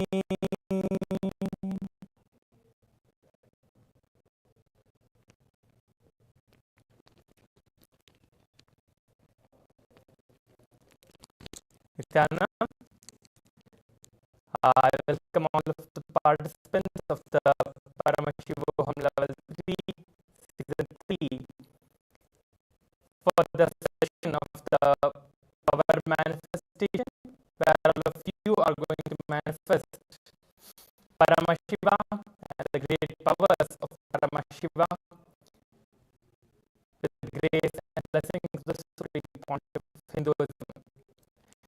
So we have just experienced the yoga, the Prathama Vinyasa Krama and Dvitiya Vinyasa Krama yoga, the intense, powerful yoga that we did.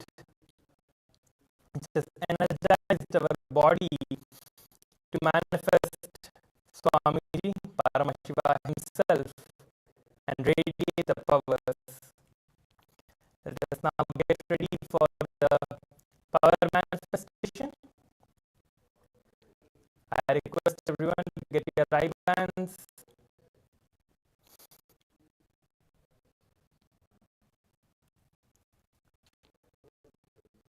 We are going to be manifesting the power of the third eye reading, which is the blindfold reading. Get your right hands. Be seated in front of the camera.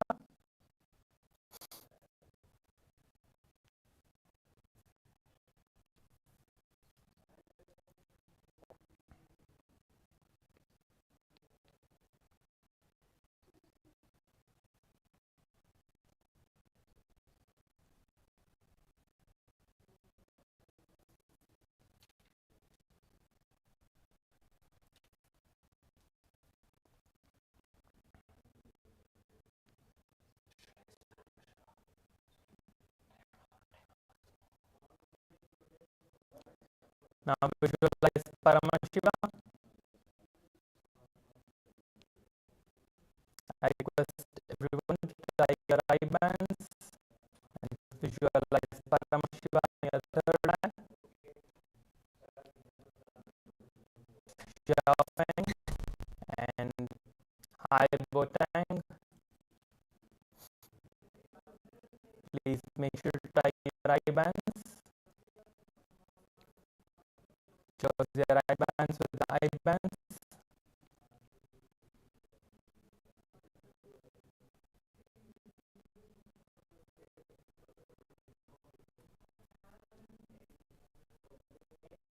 Lim, please be seated with your eye bands on. Tie your eyes with the eye bands.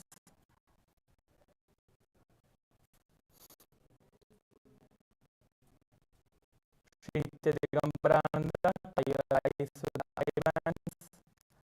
Make sure to close your eyes now.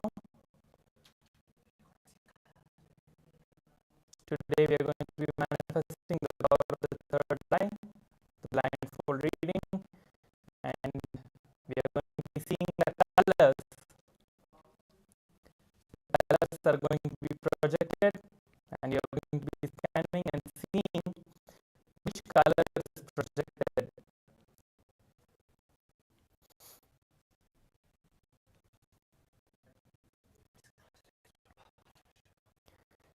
Close your eyes and visualize Swamiji, Paramashiva.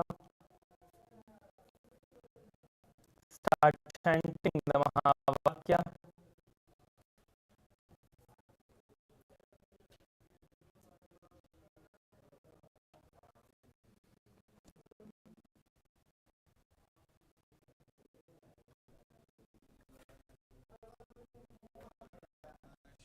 Keep your eyes closed.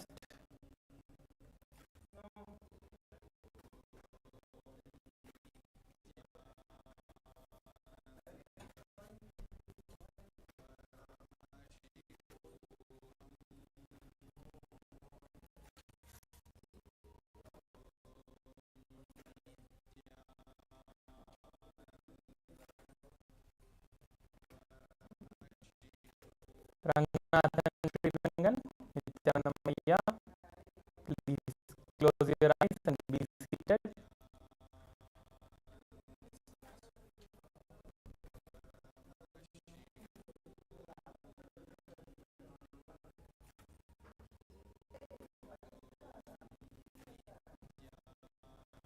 Raghunathanaya, please close your eyes.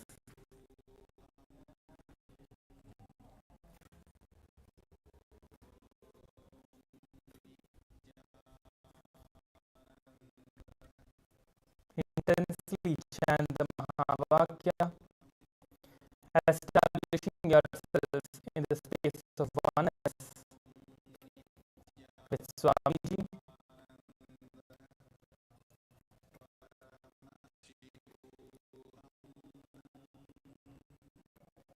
Keep your eyes closed.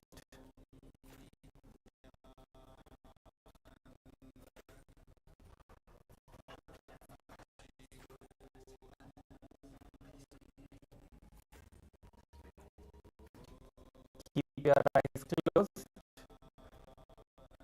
We are going to be projecting the color for you to scan through the third eye.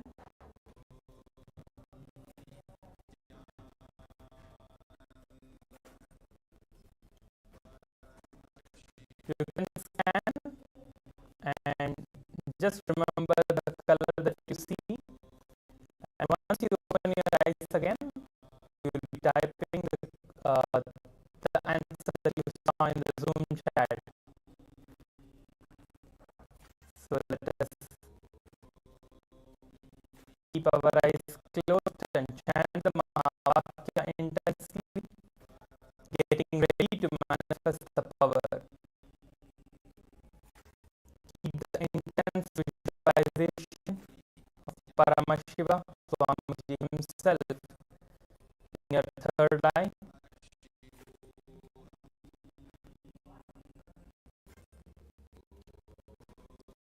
simultaneously chant the Mahavakya. Now the color is being shifted to you. Keep your eyes closed.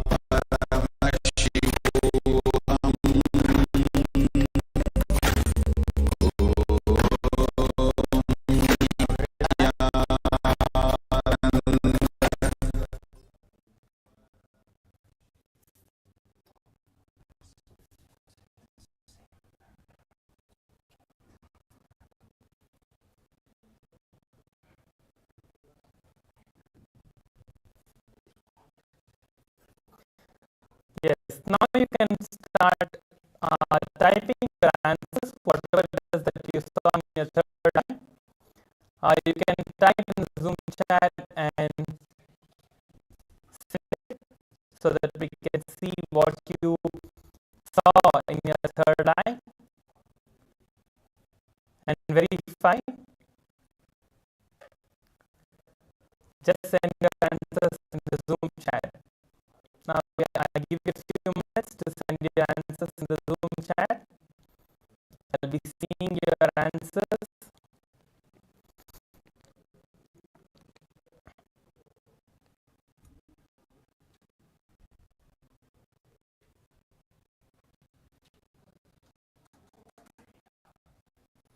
You can type your answers in the Zoom chat now.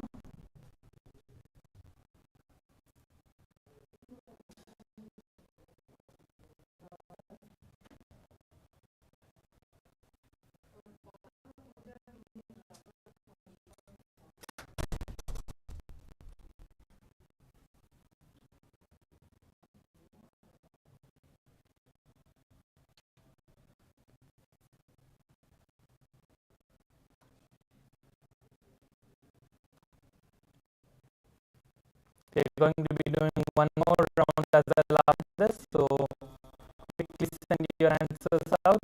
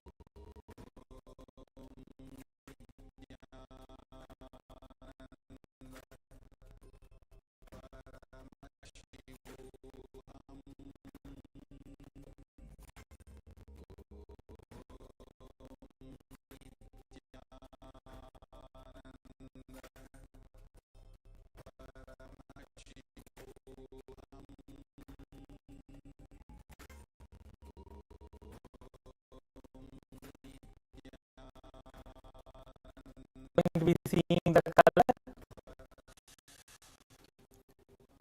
So the color that was projected was blue color. It's being projected to you in your screen now. You can see the color that was projected to you all.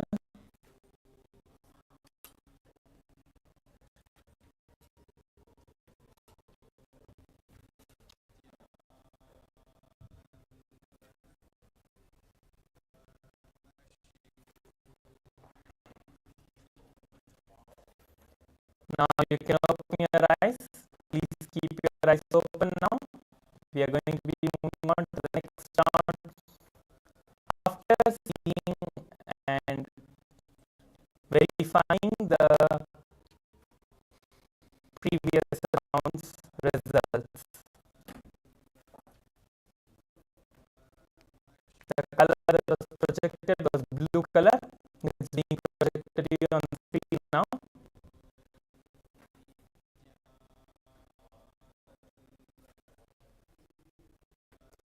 You can put how many of you got the right answer. You can put it in the Zoom chat as well.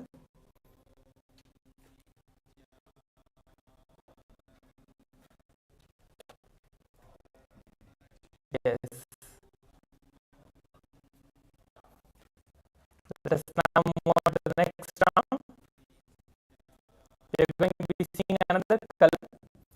I request everyone to please tie your eyes again with the eye bands. Make sure to close your eyes again.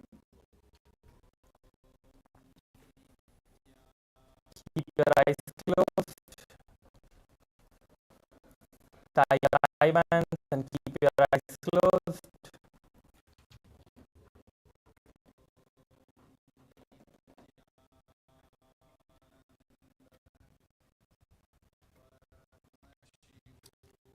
Chandrasekhar, please close your eyes.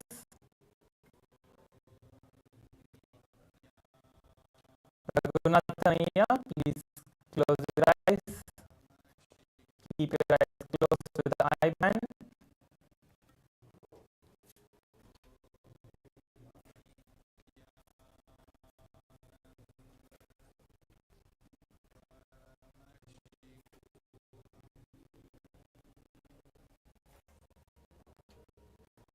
I'm going to be predicting the next color now.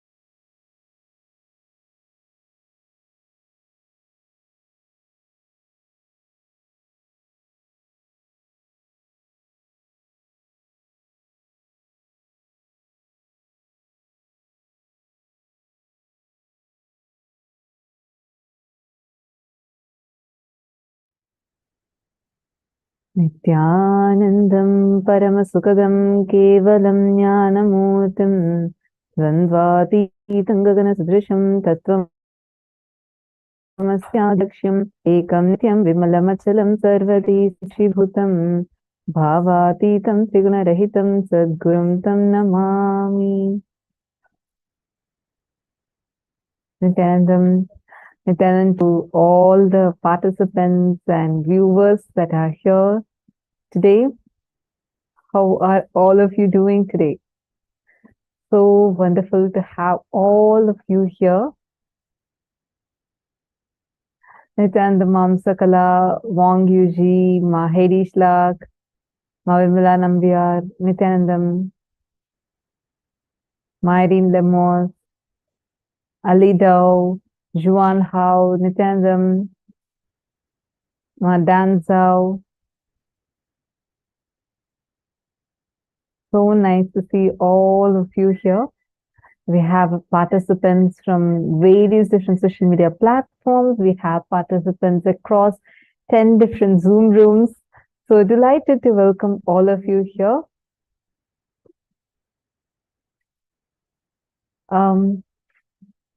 Sanjal Ori, are you able to hear us now? I see many of you saying that sound is low and sound is speaking. Is it now? Or are all of you able to hear?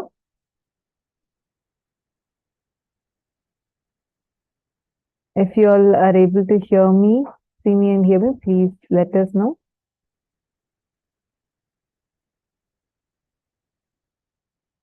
Okay, Nityanandam, Pavanaya, wonderful. Very nice to have all of you here. Can I request all of you to please be on camera? Please do not miss out being on camera as much as possible. Please stay on camera. Nityanandam, Raghunandanaya, Dave Reeves, Alex, Sumit Agrawal, Nityanandam. Wonderful. Today we all are here for yet another exciting day.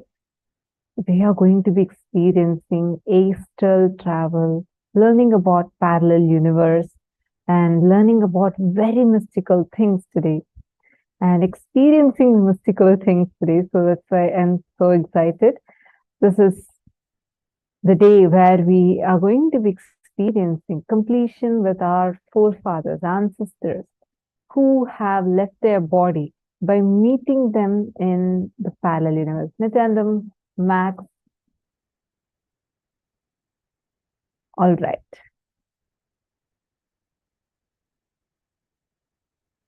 Now, the best thing that you can receive through today's sessions would be with your intense participation, because it's highly recommended that everyone attends the whole day, and that would be only helping you to experience the best from the darshan.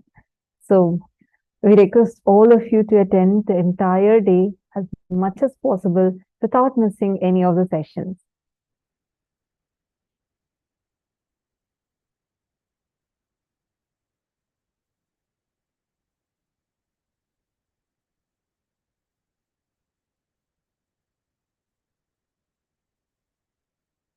One request I have for all the participants is that throughout the day, involve, like interact. You can post your questions. You can ask any doubts that you have. Share your clicks with us. Share your experiences with us. Feel free to ask any of your questions, because that should only help you to learn this deeply, experience this deeply, and you would be able to manifest the powers, receive the initiations, and do everything in the best possible way. How many of you here, anyone here who's coming here for the very first time? If yes, please do let us know. Anyone here who's here for the very first time? The first thing we are going to be experiencing is we're going to learn about the existence of parallel universe. This is a topic like especially people who are very interested in cosmology or how the various universes exist. It's a very interesting topic as well as very mystical. Many people say this is, it's just hypothetical. But thousands of years ago, at least minimum 10,000 years before, our ancestors in Sanatana Hindu Dharma have very clearly described the existence of parallel universes. How do these things exist? This is not just a sci-fi movie concept, but these things actually exist. And knowing about this is really necessary for us. That is what we are going to be delving into in the very first session. We're going to be understanding what are parallel universes, how do these exist, how we all know about horizontal time zone, right? For example, probably there's a separate time zone for East Coast in USA, West Coast in USA. We have like Eastern Standard Time, Pacific Standard Time. We have Indian Standard Time. Each zone, we have a separate time zones that all of us are living in. We all have very specific time zones, and we know about when you move from one place to another, you're going to experience a different time zone. We know about this in a horizontal plane. But there is something called as vertical time zones, which in our Puranas, very clearly in Agamas, Puranas, there's a clear description of 14 planes of existence. And this is called as vertical time zone. So now we are going to first listen to Swamiji's revelation on vertical time zone.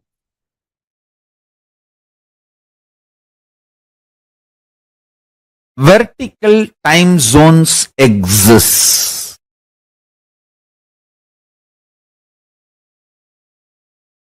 Please understand,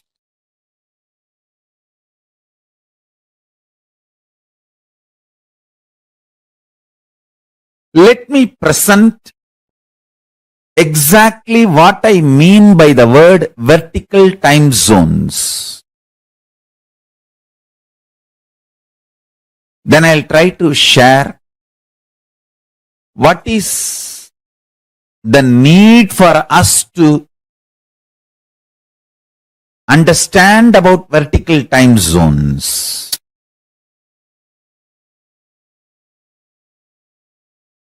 See, all of us know the time zones like Pacific time zone. We say East Coast time zone, West Coast, Central time zone. In India, we have Indian Standard Time. The time zones in this planet Earth is horizontal time zone.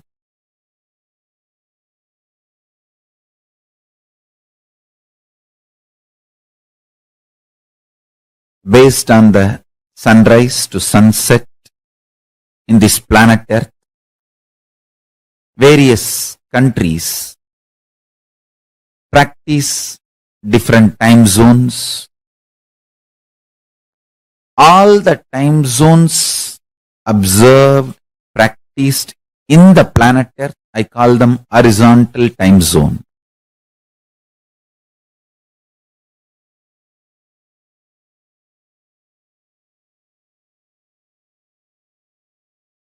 There is something called vertical time zone. What I mean by the word vertical time zone? What I mean by the word vertical time zone? For us, 1 year is 1 day for the higher time zone, Swargaloka.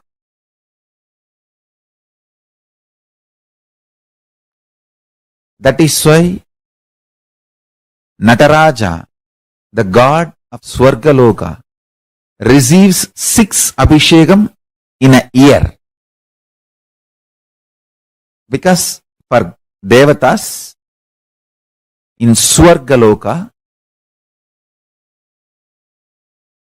the 1 year of Bhumandala, Bhuloka, 1 year of planet Earth is 1 day in Swargaloka.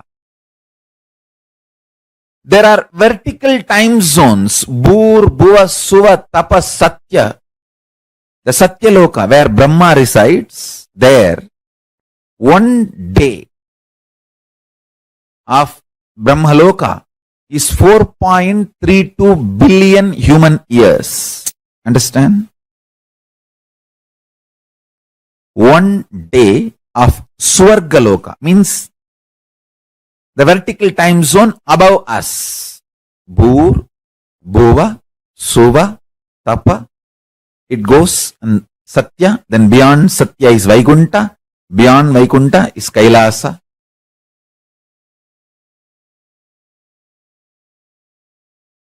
Below Atala, Vitala, Sutala, Talatala, Batala. Understand, I am not giving you some superstitious theories. No.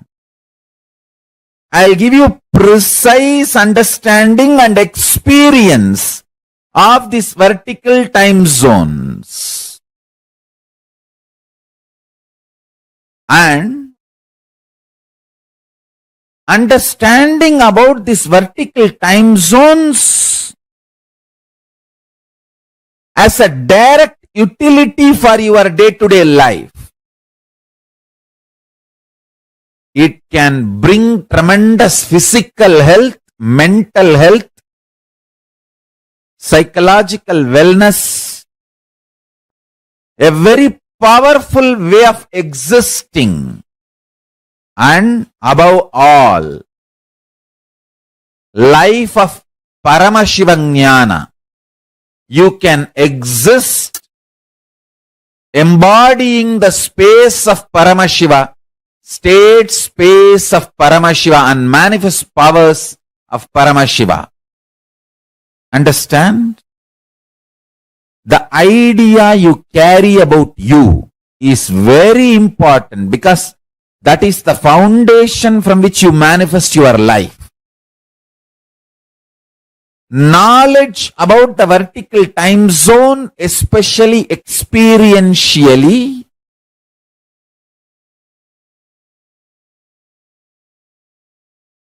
can change absolutely your life for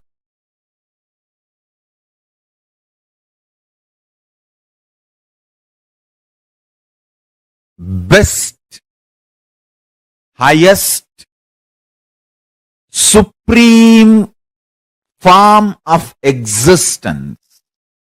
The Paramashivoham makes you experience the state space powers of Paramashiva.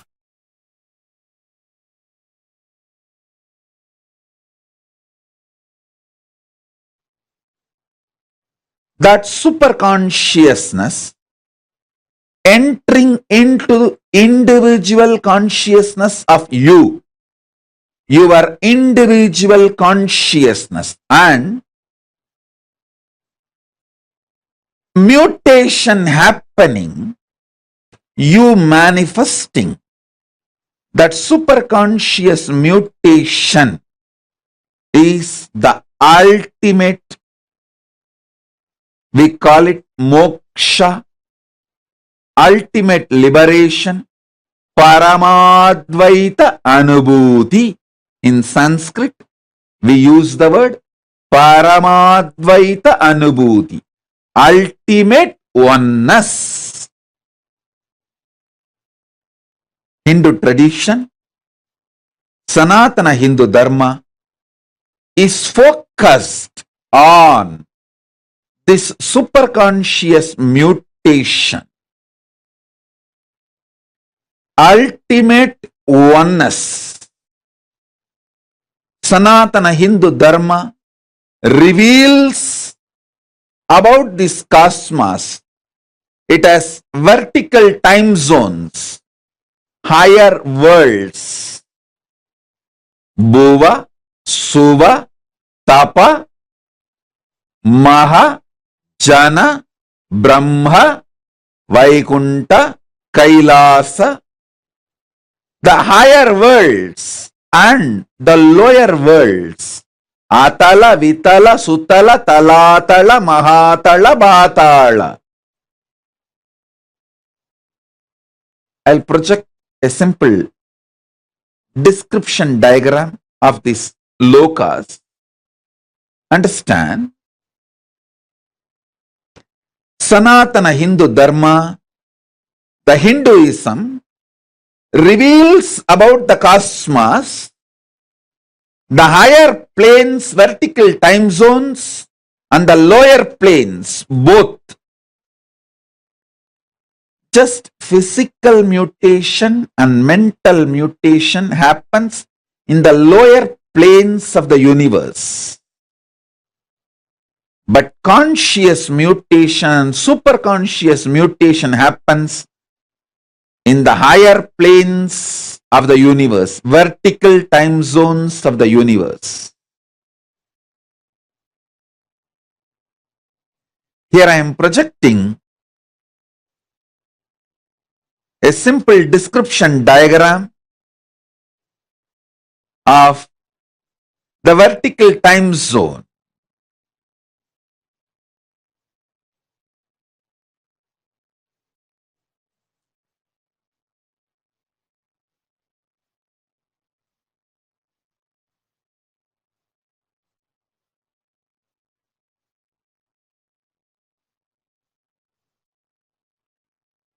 So understand,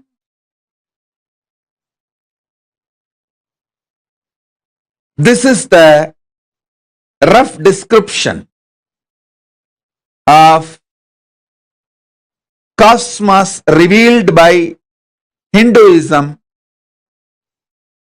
the vertical time zones, Suvarloka, Maharloka, Janaloka, Tapaloka, Brahmaloka, is where conscious and superconscious mutations happen.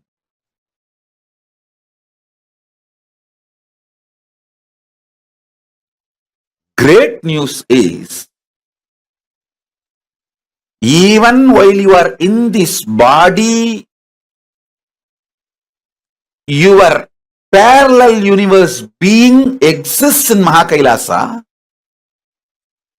You can start importing products from Mahakailasa through that being into you. It's like you have a company branch in China, India, London. So you can get products from all those countries and get it to United States. You have your parallel universe personality in Nagaloka, in Tapoloka, in all the higher lokas and even lower lokas. Up to Kailasa, your parallel university personality exists. You can directly, through that personality, buy whatever you want to buy in Mahakailasa and get it imported to this body. I am not telling you stories. I am telling you very powerful truths.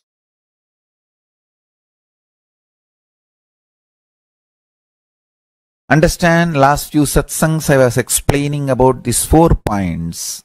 Matter, mind which experiences matter, intelligence, buddhi which makes decision, consciousness, pure space of Paramashiva.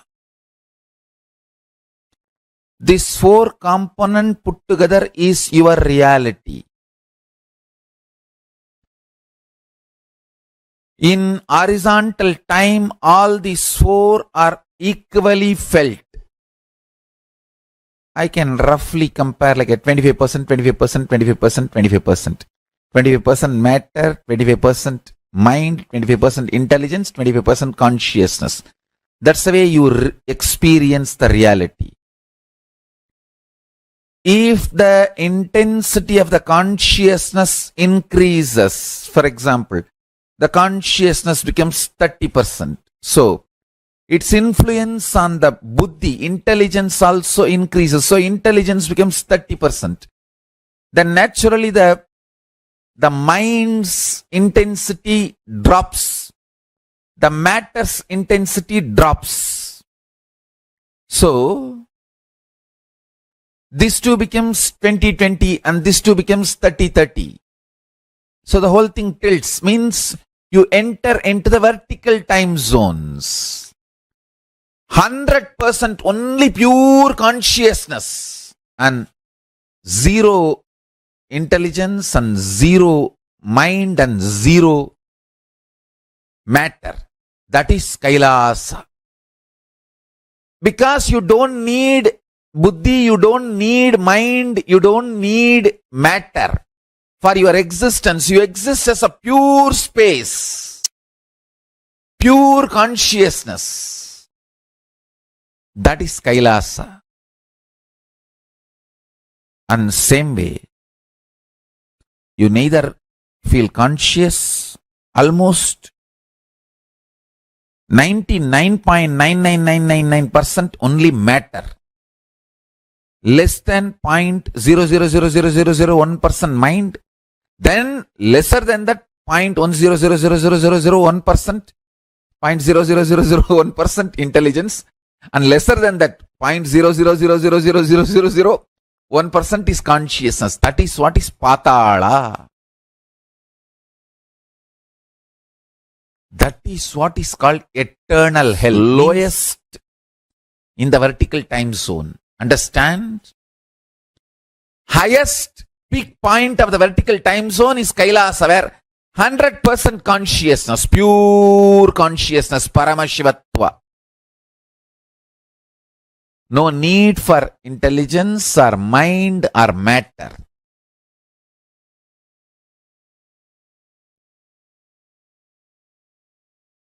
Then next is Satyaloka, where 99% is consciousness and 1% is divided into 33.33 is intelligence and 0.33 is mind and 0.33 is matter.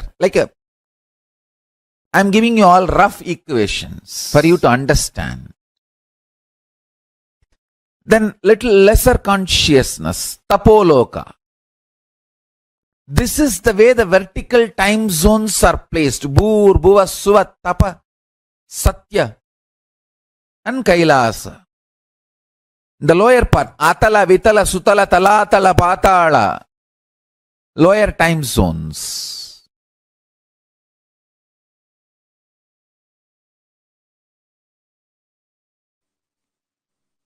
Your spine. Your spine is not only hardwired, capable of fuel, charged to lift you off to different parallel universes. Understand? Even though animals have spine, because the majority of the time they spend horizontally, the spine is not capable of getting fuel with a subtle fuel called ojas. It's like their bodies are capable of receiving kerosene as the fuel, maximum diesel, but they can't handle petrol or flight petrol, white petrol. Understand this example. Same way,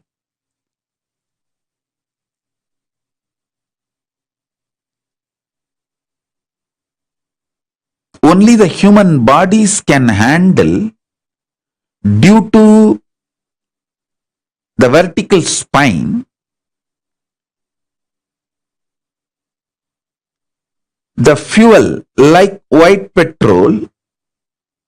Traditionally, the word ojas is used. The ojas need to be filled in your spine, and the kundalini need to be ignited for you to reach parallel universe and different vertical time zone spaces.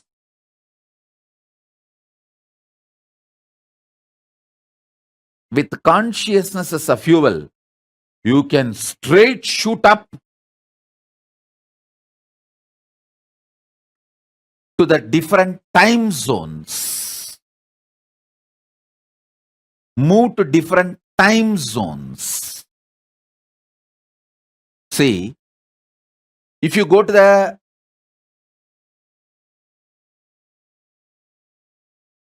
higher altitude, the world, many the governments have established that station in the space research station. If you go there, your body goes through certain changes, hair growth and whatever changes.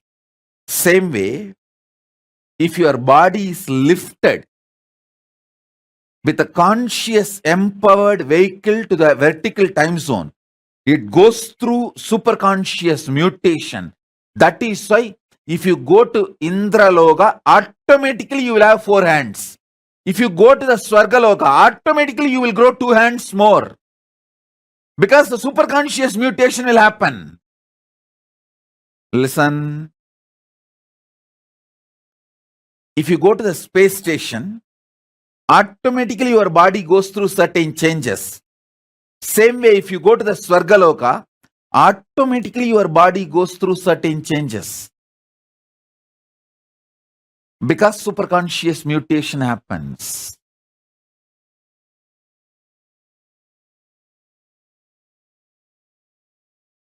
Now focus on, because these statements are too important. See, if you die without this introduction, when you go to the first loka, second time zone, second vertical time zone or third vertical time zone, you will feel shy. You will have a cultural shock. It's like somebody from Indian village comes to New York. Due to a cultural shock, he will not talk to anyone. He will just move to a corner into a shell. He will escape from life. People asked me, when I came to US, that was the first time I got into the flight in my life. I have not even seen the flight from distance. The first time I got into the flight is the flight for US, United States. And as you all know that I am from a village, but I never had a cultural shock.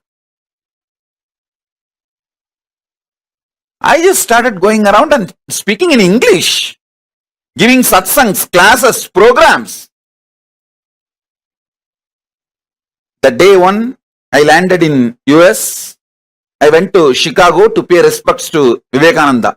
The same stage, the auditorium in which Vivekananda spoke, I went there and offered my respects.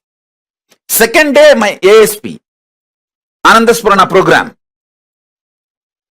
First time I am doing it in English. Before that I have spoken in my own bottled English. But first time in outside India in my own English. People asked me, can we get a translator, Swamiji? I said no. I'll have to learn. Let me learn.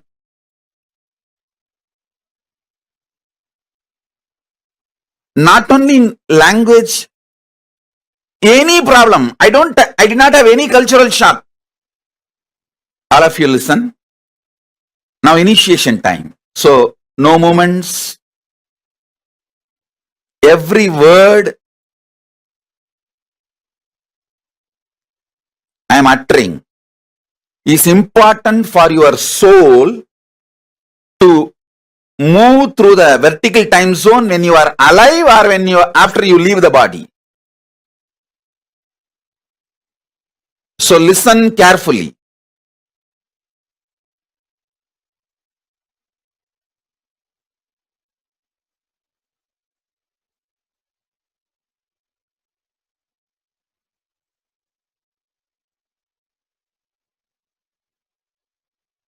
Listen. People asked me, Swamiji, don't you feel a cultural shock? I said no. Because from the young age, in my village, Tiruvannamalai, I have seen tons of foreigners from all countries coming for seeking enlightenment. My gurus always had people from all over the world coming to them for enlightenment.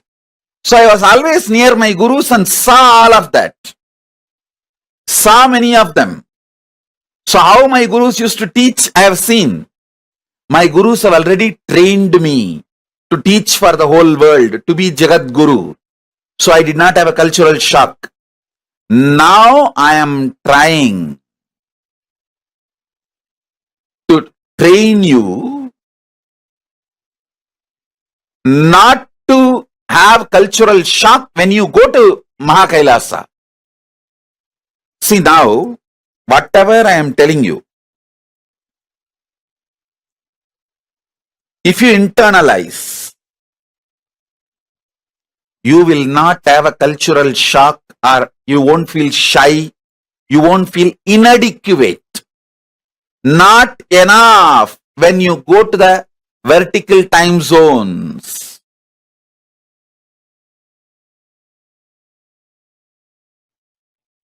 Elaborately, now I'll give this example so that I can help you to understand how you can face yourself in the multiverses, parallel multiverses.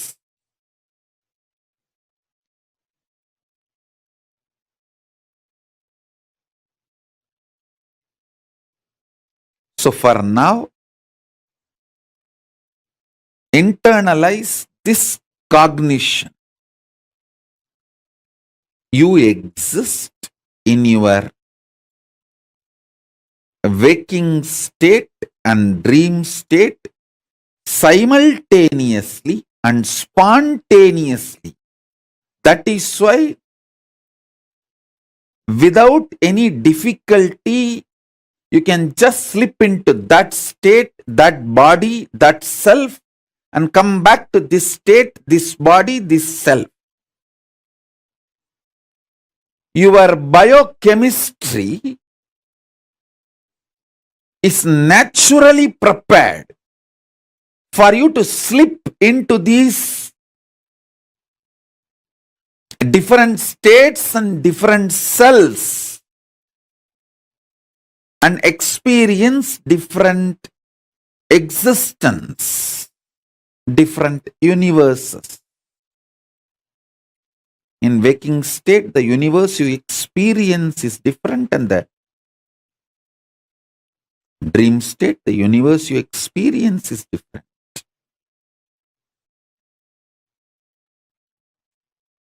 So with this understanding, expand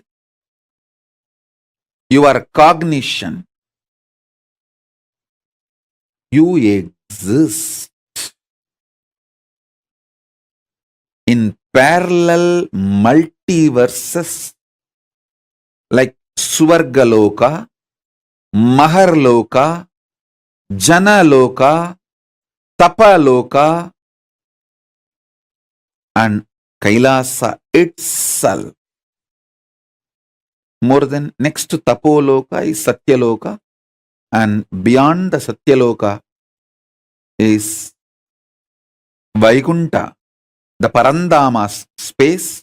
Satyaloka is the space of Parabrahma. Then the Vaikunta, Parandama space. Then Shripuram, Parameshwari's space. Then above all, Kailasa. Above the Kailasa, Mahakailasa, Paramashiva space. Kailasa is where all the Anga Devatas and Avarana Devatas, everyone lives. People who achieved the Salogya, Samibhya, Sarubhya, Sayujya, Mukti with Paramashiva. All of them exist in Kailasa. In Maha Kailasa, he alone exists. In Paramadvaita Swarupa, Paramadvaita Satya.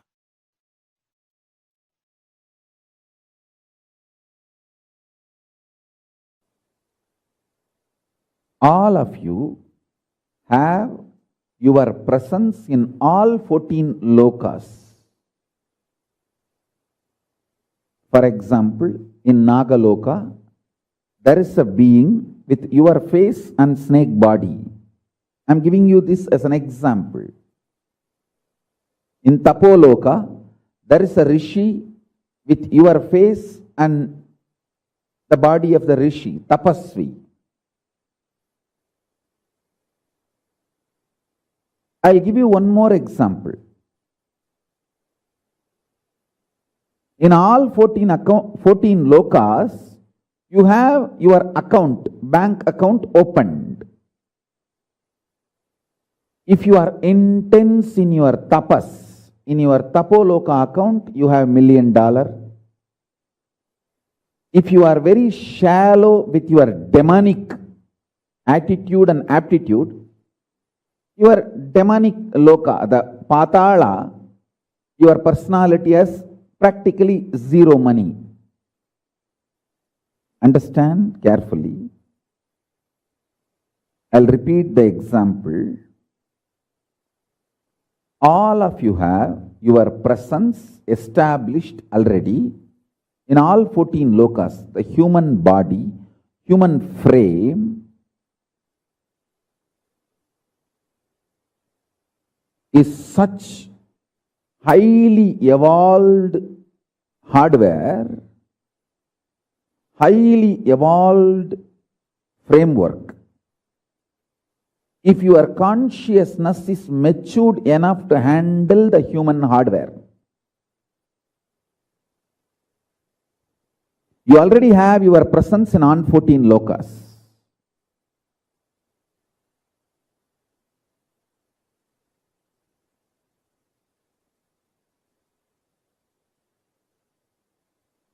I am giving you the example. In Patala, where the demons, Rakshasas, exist, there is a Rakshasa with your face and the Rakshasa body, the demon body and your face. Same way, in Tapoloka, your identity exists. There is a person with your face and a tapasvi, great rishi body. The more tapas you do, your tapoloka identity is strengthened, empowered. The less demonic activities you do, your demonic personality in Patala Loka is slowly dissolved. He loses his power over you and he is also slowly dissolved and you are liberated. You have the freedom to strengthen any of this identity in this 14. You have a freedom to strengthen or weaken. Any of these 14 identities, you can be demon. If you continuously come to powerful conclusions that demonic qualities are the best to succeed in this world, if you come to this conclusion again and again and start acting on this conclusion, be very clear, you are strengthening your demonic identity and you start planning your future in Patala, the Asura Loka. If you come to the conclusion,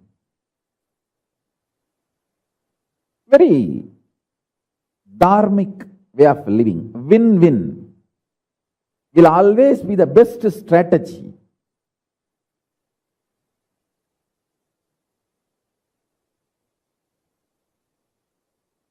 For success in the life,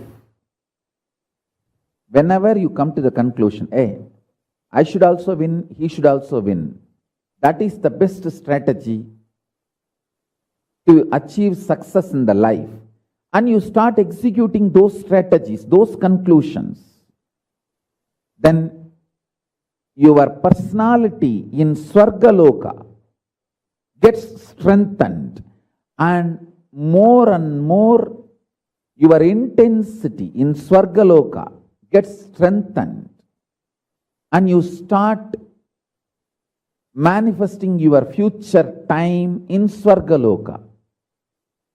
And if you feel tyaga, giving up,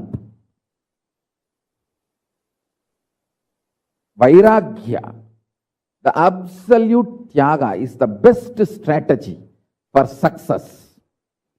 Your personality in Tapoloka, highest zone, your identity in Tapoloka gets strengthened. That gets empowered.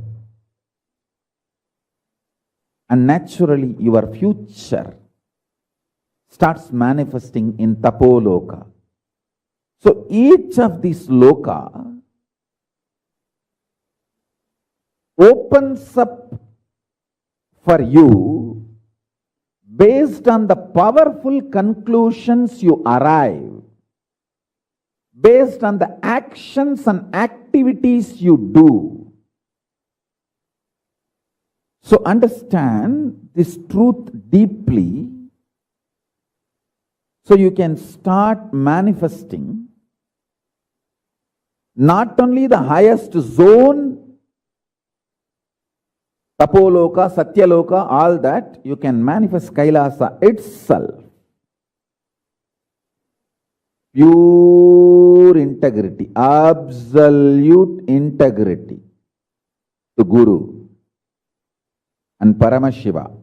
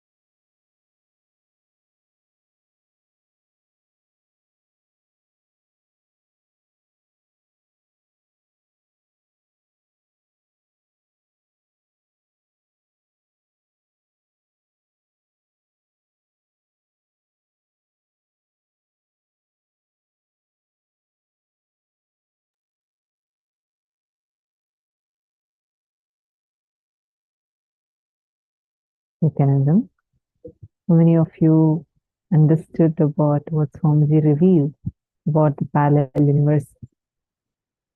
The vertical time zones, how these vertical time zones exist, and how when we travel to these vertical time zones, we physically, like, so many aspects of us change. How many of you understood this?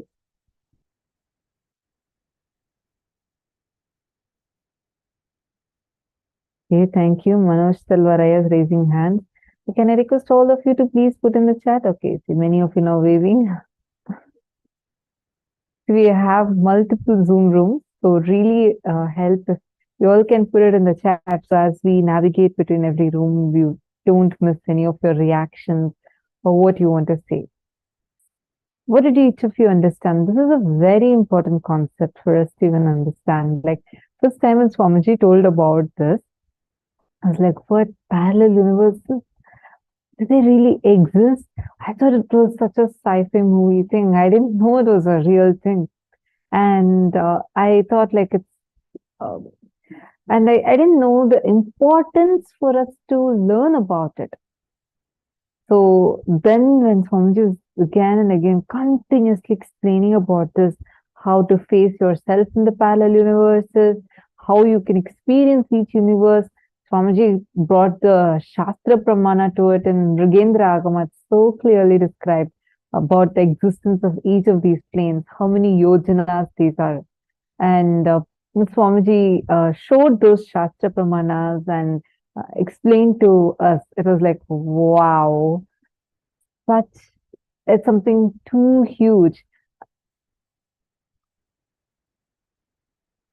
Manoj Silvaraya has posted, Swamiji is teaching us what Rishis of Bharat used to teach. Absolutely. Actually, much more than that, because it's not just a mere intellectual knowledge alone, but you get to experience it. Today, we are going to be experiencing it. We had one participant sharing, which really touched me a lot, was how she was having the relationship with her father was very, very, very difficult in her childhood. But unfortunately, she had lost her father and when she was very young. And she then missed her father a lot. And she then got connected to Swamiji, life went on. And at one point, she said, so when Swamiji was conducting this initiation of astral travel, like where literally you can travel to the parallel universe and you would be able to experience this completion with your ancestors. Today, we are going to be having that. All of you, please make sure you're getting the picture of any person who you would like to meet with, complete with, of the people who have left their body, means they are no more there, they have passed away. It can be someone even younger to you or elder to you, anyone, okay? If they have passed away and you would like to meet with them, connect with them, you can get their picture. Today we had a special initiation. So that lady, she had come for the program and she just thought, why not experience completion with my father? And she got the picture of her father and she kept it. All of a sudden, when Swamiji started the initiation, she could literally see her father standing next to her and speak to her. And she just broke down and she completed it and he completed it with her. There's such a deep completion and fulfillment. Her life transformed completely after that. I was like, wow. You know, we do not even know the value of the sciences that we are getting to experience because of Swamiji. Like, we all think it's like, yeah, we are experiencing something, we are having these initiations, it's so exciting to see Swamiji, but what Swamiji is gifting to us is so phenomenal. Like, millions of dollars can also not buy this. Ajay Narayana has posted, yes, ma'am. The click for me was that our thought current and cognitions and actions based on cognitions strengthen or weaken our alternative universe identities in the vertical time zone. Absolutely right. Jian Shang, the kind of perception and awareness you are now, your future will be empowered with the corresponding words. Very good. Jian Shang, just to add one more thing, it's not just the words that we utter, but the very cognitions that we carry. Sometimes we may utter certain words which we don't really cognize inside us. So the cognition, deeply what we carry inside us matter, and that cognition that we carry is what is going to impact our future, impact even after our perceived future, meaning even after we leave the body. My consciousness has been lifted to see the interconnectedness of how each of my actions, thought currents, I choose to give life energy and will too cause ripples through each of the universe. Yes, Lucas, true. See, when you cherish some thought currents, like the thought currents from just mentioning about, I'll actually show, we have beautiful slides where Swamiji is beautifully mapped for each loka, what is the thought current. So when you start consciously cherishing these, you are empowering those identities. Now, what in turn starts happening is that parallel universe identity of yours would start empowering you. So when you are not having the ability to hold yourself, that identity will help you, empower you, and make you grow further in the thought currents that you want to cherish. Yes, Max, what definition you posted is right. Correct.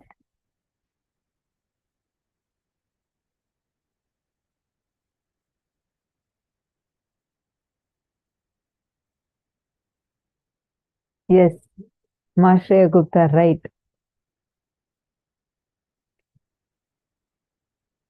Maranjani Gurudatta is asking, strengthen our presence in other lokas. Yes, your what thought currents? Oh, sorry, I think I'm only reading the second part. I'm not understanding one thing. Swamiji is told that we can achieve enlightenment only in this Bhuloka, right? Then why should we strengthen our identities, our presence in other lokas? Beautiful question. Ma Ranjani Gurudatta. Nityanandam, please could you wave your hands in this, trying to look for you. Wonderful question.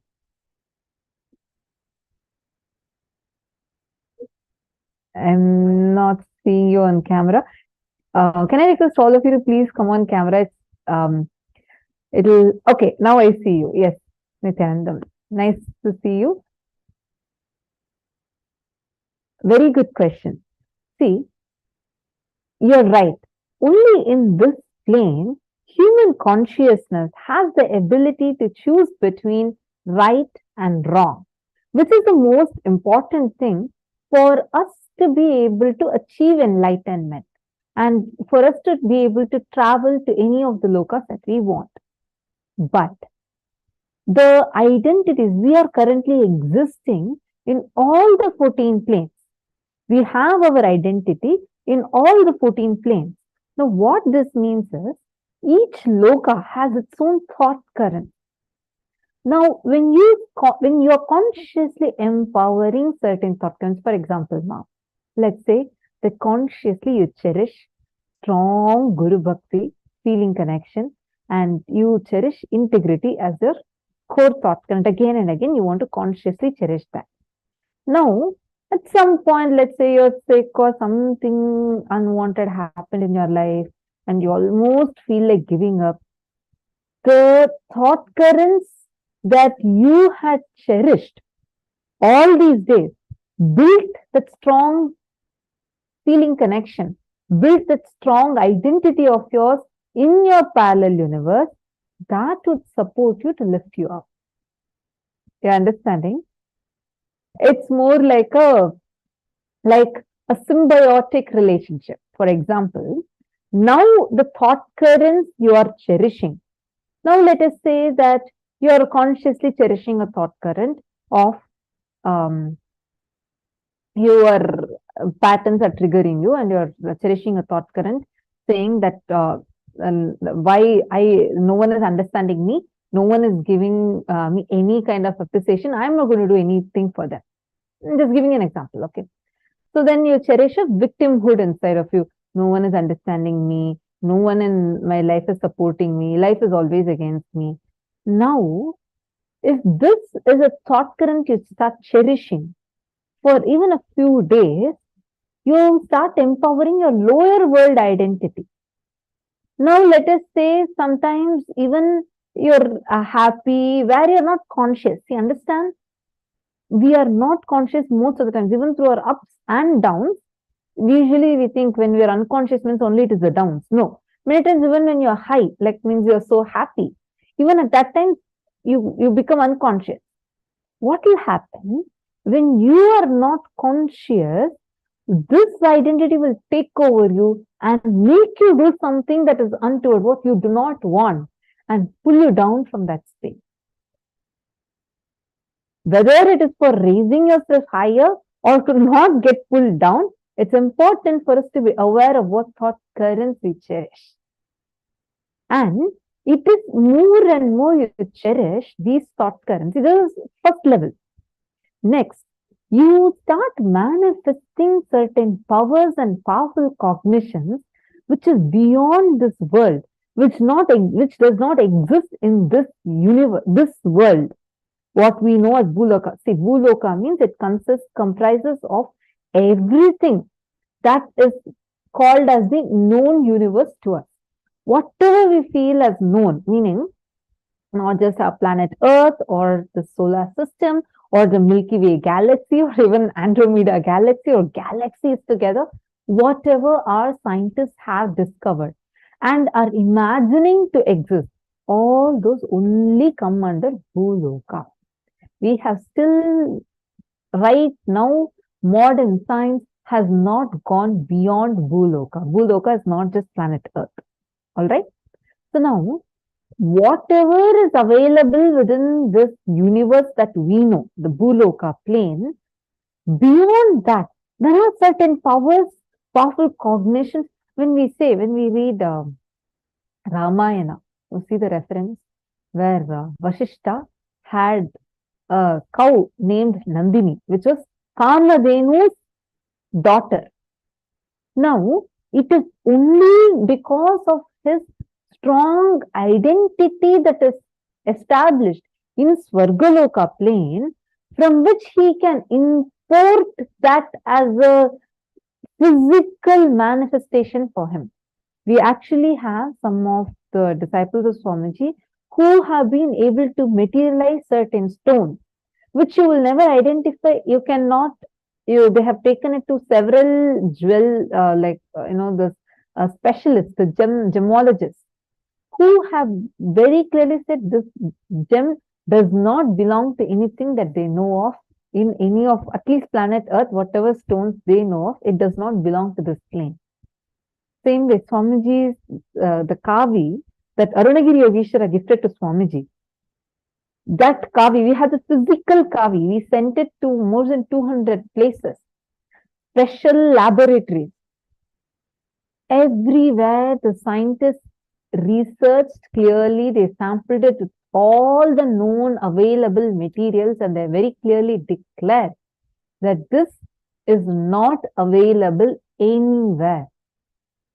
But we have it physically with us, because all these are items imported from the parallel universe. See, parallel universe is a term used for our understanding. In Sanatana Hindu Dharma, it is 14 lokas, the existence across the 14 planes. There's a nice story, an incident that happened from our Puranas, where the young kid, Nachiketa, because of his father will be, the story is, the Vajashravas, he is a king who does penance, who does yajna, a great homa, and in for his greed to get more punya and to establish longevity, etc. But what he does is he does not do it authentically. And instead of sacrificing all of his own good things, he gives away the cows that are not useful anymore and the things that are completely useless to him. All those things he gives it under the name of charity. And this young 6-year-old kid goes and asks his father, how are you doing like this? Then whom are you going to give me to? Then angered by that question, he declares, I'm going to give you to Yama, the god of death. I'm going to give you to him. Now stop asking me such questions. You have no rights to question your father, because his inauthenticity was poked. And this young kid, Nachiketa, he travels to Swargaloka and enters Yamaloka. Understand? It is in the Swargaloka plane, both Swarga and Yamaloka, both of them exist there. Yamaloka does not exist. The abode of Yama does not exist in Patala. It does not go down. It exists in Swargaloka. There's a beautiful reference. I'll actually show you all the reference.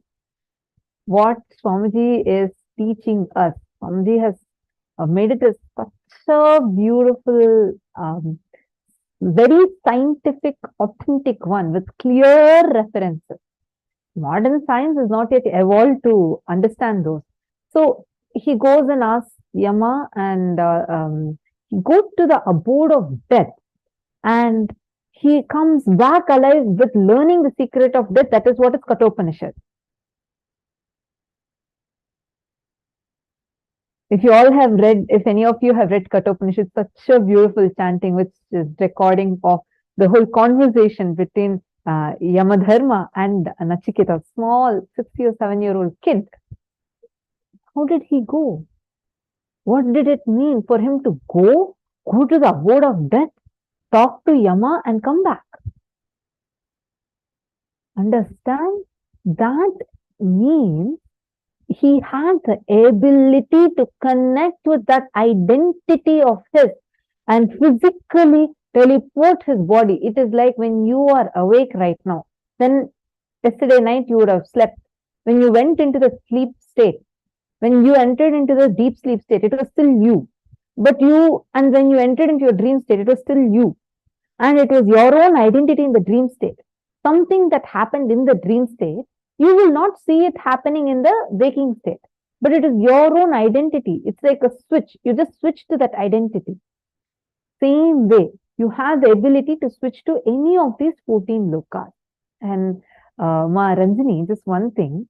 In Hinduism, our life starts with enlightenment. Understand? Enlightenment is a too basic quality, because Swamiji says there's so much more to enjoy in the universe. Enlightenment is only to become aware of who you are, like your real true self. Enlightenment may be ultimate, but not final. Enlightenment is surely the ultimate, but that's not final. Surely the purpose of all of our lives, but that's not the final point. In Shaivism, life starts with enlightenment. Like you are respected, everything from only when you're enlightened.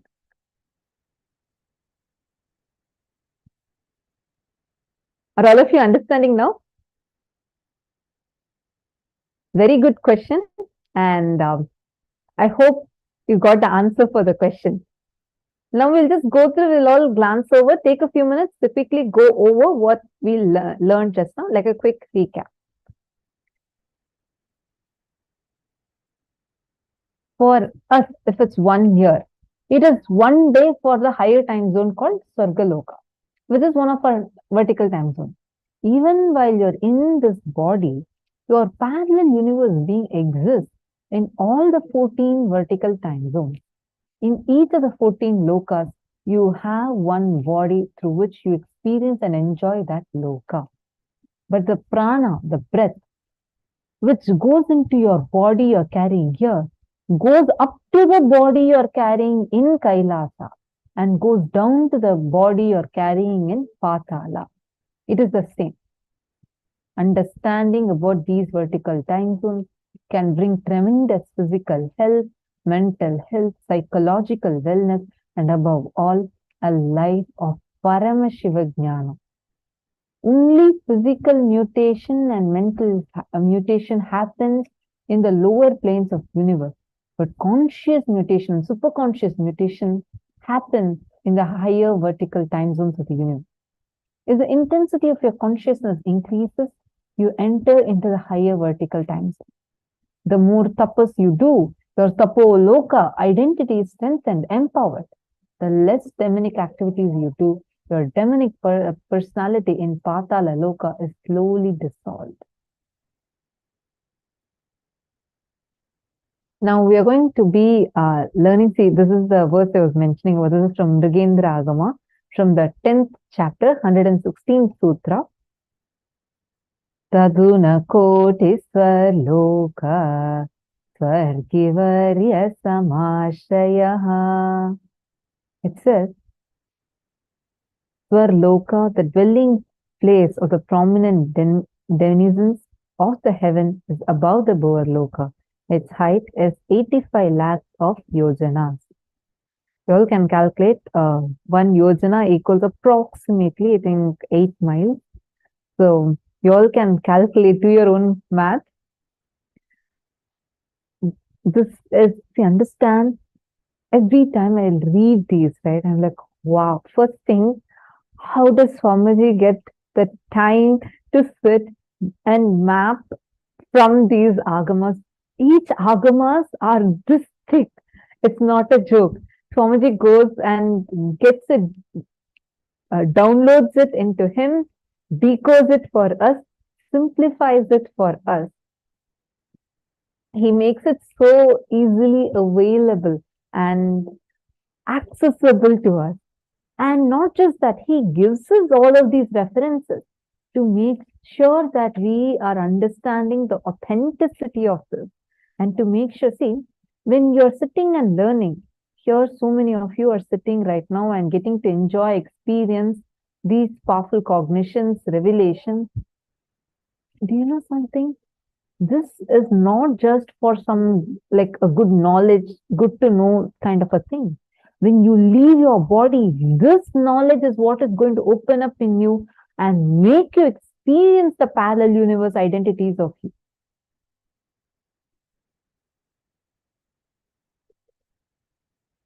Ma Marvas Asnitya, what I'm understanding, the more higher loka we tune in, the higher prana density in that higher vertical time zone body.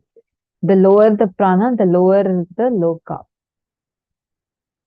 Prana, as your prana increases, prana is not just breathing, it is the life energy that your breath carries. And as the intensity of your prana increases, yes, surely you will reach higher lokas, but the pranic flow, see, sometimes when you're angry, you will see your breathing pattern is different. Sometimes when you're very sad, you'll see your breathing pattern is different. Sometimes whenever you're very happy, your breathing pattern is different. When you're very complete and blissful, again, your breathing pattern is different. How many of you have noticed this? That breathing pattern decides which loka identity you're empowering, because it's directly influenced based on the thought currents you cherish. Understanding? Yes, what you posted is right. Just adding a point to it. Really appreciate all of your sincere participation. Now, let's understand the lokas, how each of the lokas exists. So this is the Swarga Loka. It's absolute peace and joy and upgraded life compared to planet Earth, Bhuloka. Next is Maharloka. It is much higher than Swargaloka. Higher level beings go there.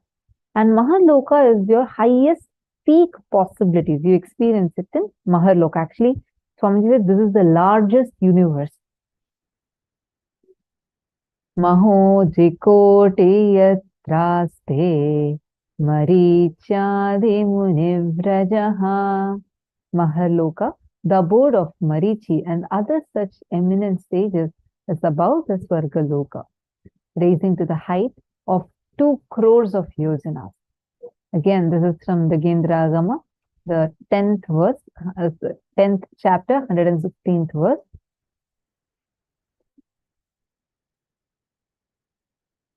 Next is Janaloka. Janaloka is a vertical time zone where you can exist in multiple bodies at the same time. Anyone who experiences Janaloka loses all violence because you know you exist in everyone.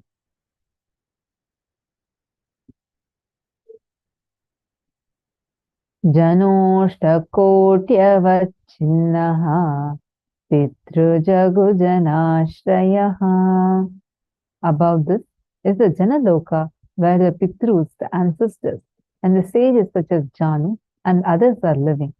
Its height is 8 crores of yojanas. This is again from Mrigendragama, verse 10.117.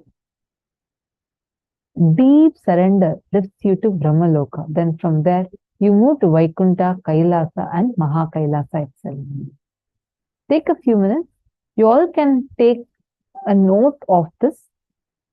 This shows each loka, what is the abode of it, what kind of inner space takes you to that loka. You all can take a note of this and post it on your Facebook.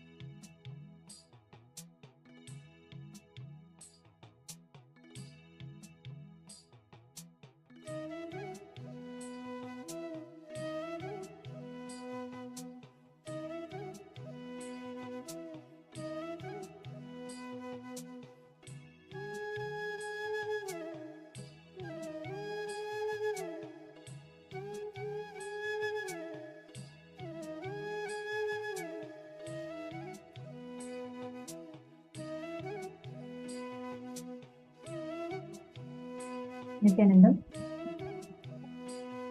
Hope all of you have written down. All of you finished writing. We're going to be continuing further in the internalization exercise.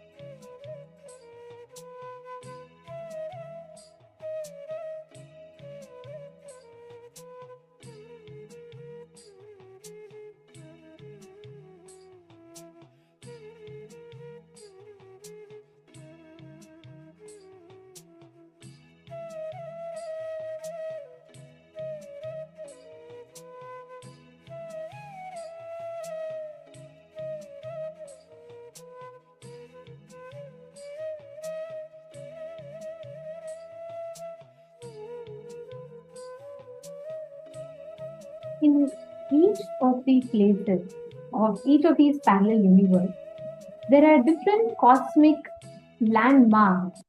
There are different cosmic positions through which we can see or understand that we are in that particular loka. For example, in the Swarga Loka, that is where all the devatas are there. Indra, Yama, Surya, all the devatas, Ashtari, Drahadik, Palakas, all of them exist in Swarga Loka. Ashtavasu, Vishnu, all of them exist in Swarga Loka. And the inner space to exist in this loka, if you have an inner space of absolute energy, eternal life, and time does not bind you, all of these is in Swarga Loka.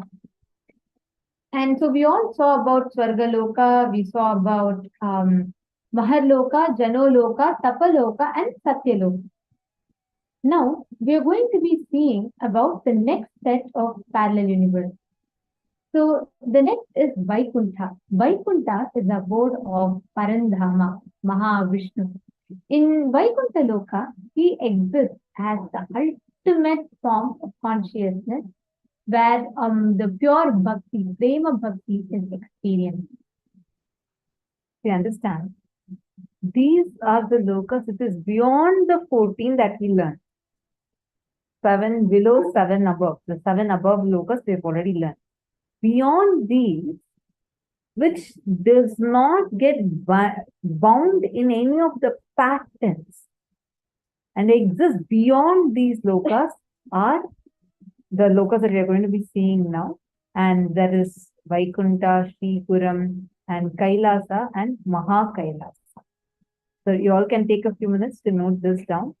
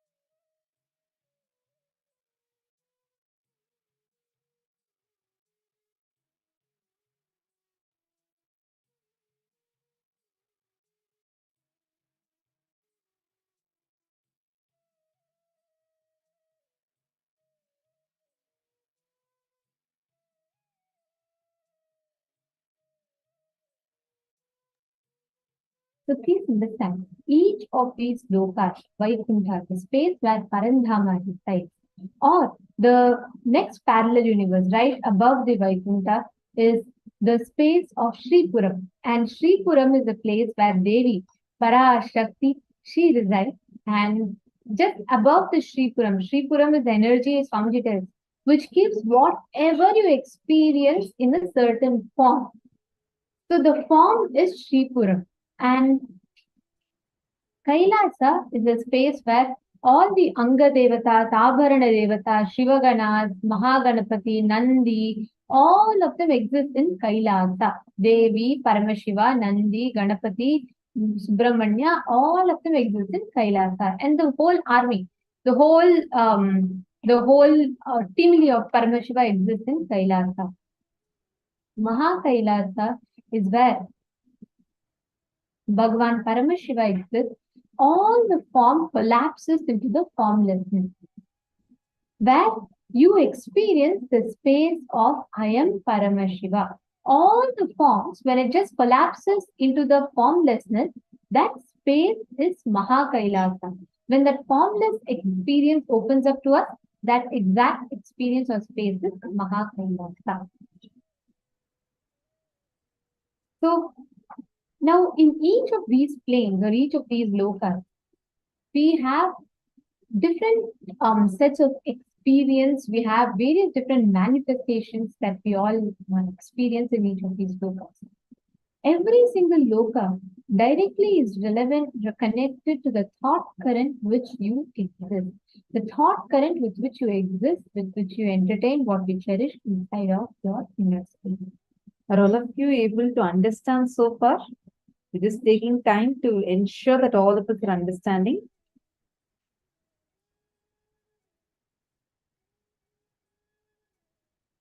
Now, in each of these lokas that we exist, that we are, we need to just, it is just the thought current. What thought current are you going to entertain? What exact thought current do we want to cherish inside of your inner space? That matters. Based on the thought current that you cherish, you experience, see the reality. Understanding? Okay, so now with this understanding, we all can enter into the power manifestation. Today, as all of us are here, as all of us are learning about these different truths about parallel universes, astral travel, we will be manifesting some of the most beautiful powers today.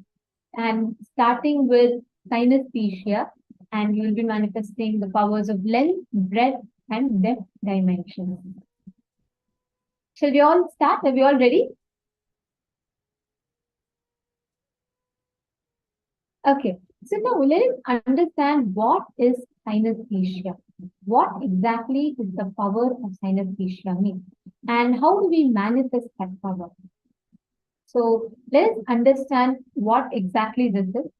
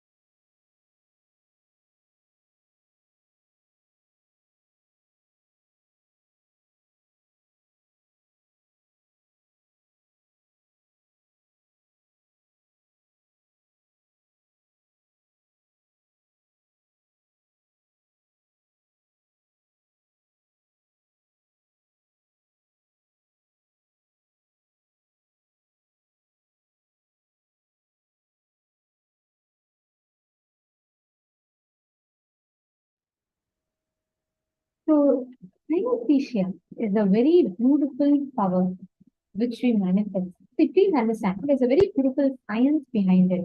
How we manifest this power, synesthesia. Swamiji tells that our third eye, when we say third eye, it is not just limited to the power of seeing with our eyes closed. It is beyond what we see. It's beyond what we perceive or what we understand. The moment you sit in that experience, Swamiji tells beautifully that your synesthesia is an experience of oneness in the physical sensory level. So Swamiji tells very beautifully, it is the blending of senses in which you simultaneously produce or perceive multiple sensations at the same time. Listen very carefully. There's a very, very beautiful revelation. Swamiji tells, synesthesia is the power where you can hear colors, you can feel sound, and you can taste shapes. I know this will be very, it will be very weird for all of you, but hear sounds, taste shapes, hear colors, taste sound. This power of synesthesia that all of us experience is a very unique power in itself. Please understand. When you are in the space of oneness, in the physical sensory level, which means when you are transcending the experience of oneness in the levels which is beyond the physical senses, then your ability to perceive multiple things through all senses manifests inside of you. Swamiji tells, when Swamiji awakens the third eye, the synesthesia capability happens in us where you can hear the colors, see the colors, and there's a sound. Even experience the sound of the colors. How many of you are exactly catching it? Swamiji tells, it's basically what our sense material, tasting beyond just one sense of what we perceive. See, always what we do. The moment it comes to food, you try to perceive food maximum through one or two senses. Maximum you perceive through taste, or you perceive through smell, sometimes through seeing. We limit our sensory perceptions to most of the times it's just one, sometimes two, and sometimes three maximum. But there is a way where you can experience the items in front of you, whatever life shows in front of you, through beyond all your senses. Are all of you catching it? Yes? Can you all acknowledge? Ma Kahui and Ma Grace. It's a very unique subject to understand. Even to manifest is a very unique power. But are all of you understanding the kinds of this power? See, if you understand the software, that's enough. Don't worry about the manifestation. Manifestation happens as a byproduct. Okay.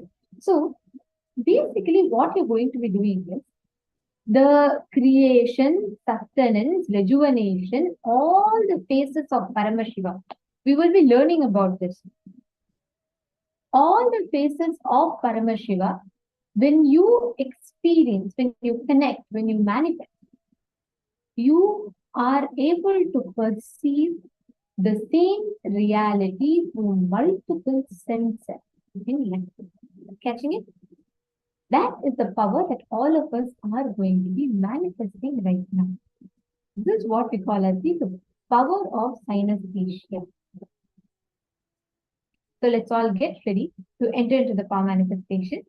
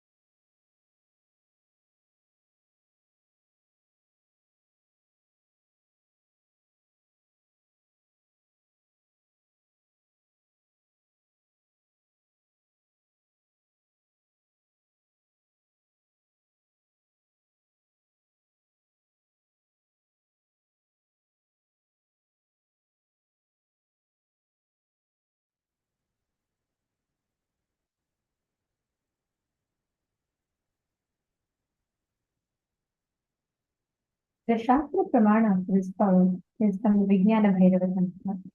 Tanmatramabhyatam yah karoti dine dine sarva papa vinirmukto roganna sayate hitaha samvatsarakratabhyatad bhairavo bhavati dhruvam animadiguna labhva Chita Bhuta Ganasvayam.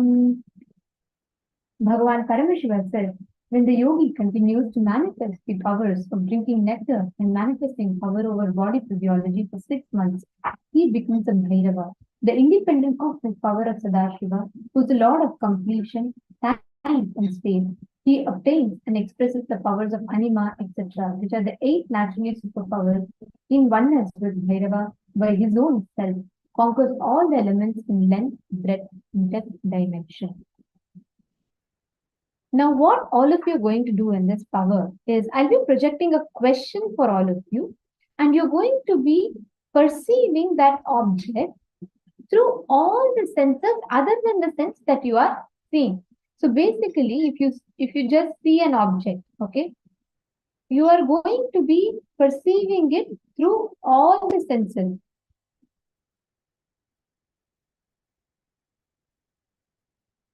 So you're going to be experiencing the touch. You're going to be describing how does that object feel to touch it?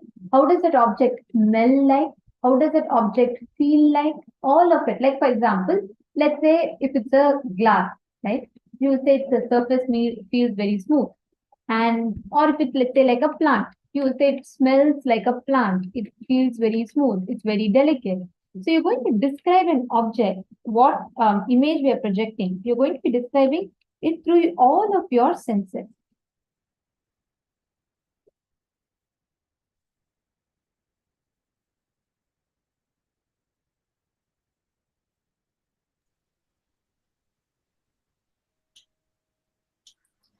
So now we can all get ready by sitting straight and see the power's name is synesthesia. This is actually what modern science is able to grasp about is it's some capability that a few individuals have by which that whenever they hear a certain word, they are only able to, they don't actually, they are able to smell, for example, shape, they are able to hear a color, various things like this, where the senses perception of what we normally perceive is different.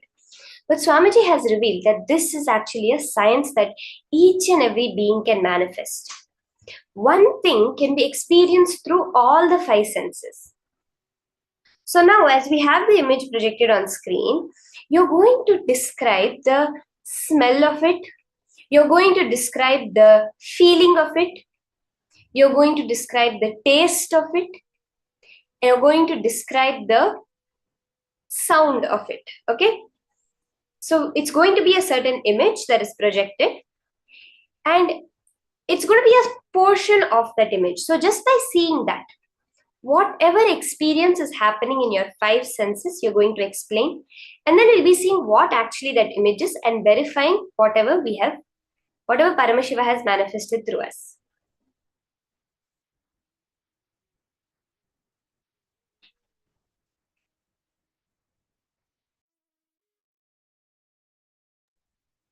So we have the first round. You can see an image projected on screen. What you're going to start doing now is describe all the other 4 senses other than sight for this particular image.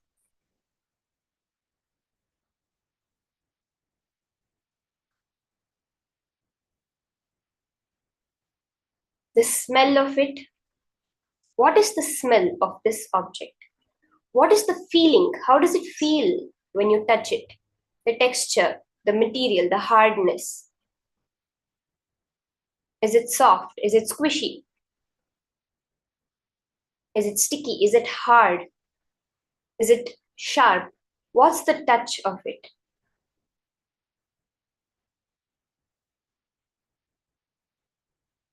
You can sit straight, you can keep your eyes open and gaze at the image, or you can close your eyes for this round. What is the smell that emanates from this object, this picture, the picture of the object? The smell that is coming to you. Consciously scan. What are the sounds that this object produces? What is the sound of this object? What sound are you able to get for this object?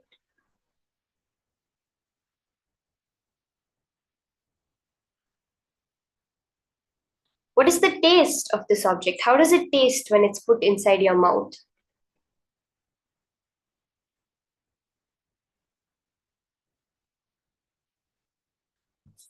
You can post as you're scanning. Just go deep into that experience. I would suggest you close your eyes for this round, because then because when we have a tendency that when we go through one sense, especially sight, we go completely into it, because the sight consists of the majority, 80% almost, of how we perceive our reality.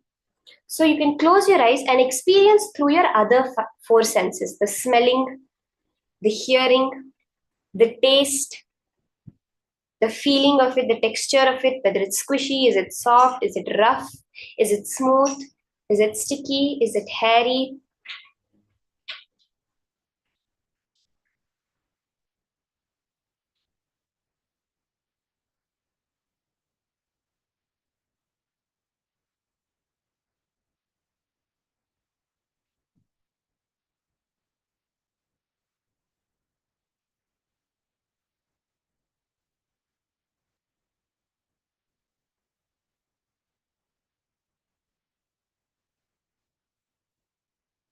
Sit as Sadashiva, as Paramashiva.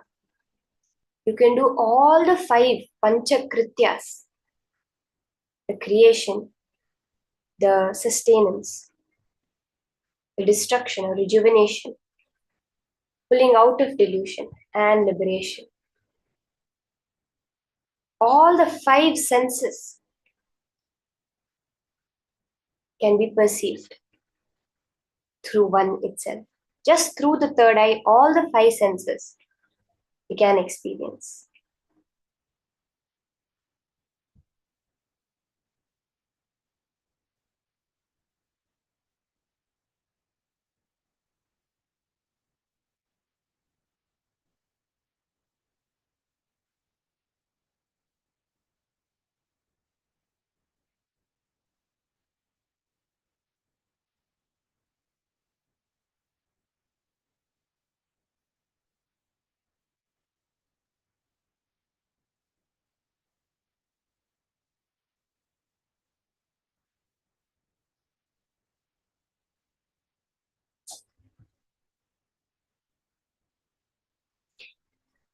You can chant the Mahavakya deep inside your inner space. Let your inner space vibrate with the Mahavakya. Om Nityananda Paramashivoham. Just the vibration of it. Let it be repeating again and again in your inner space.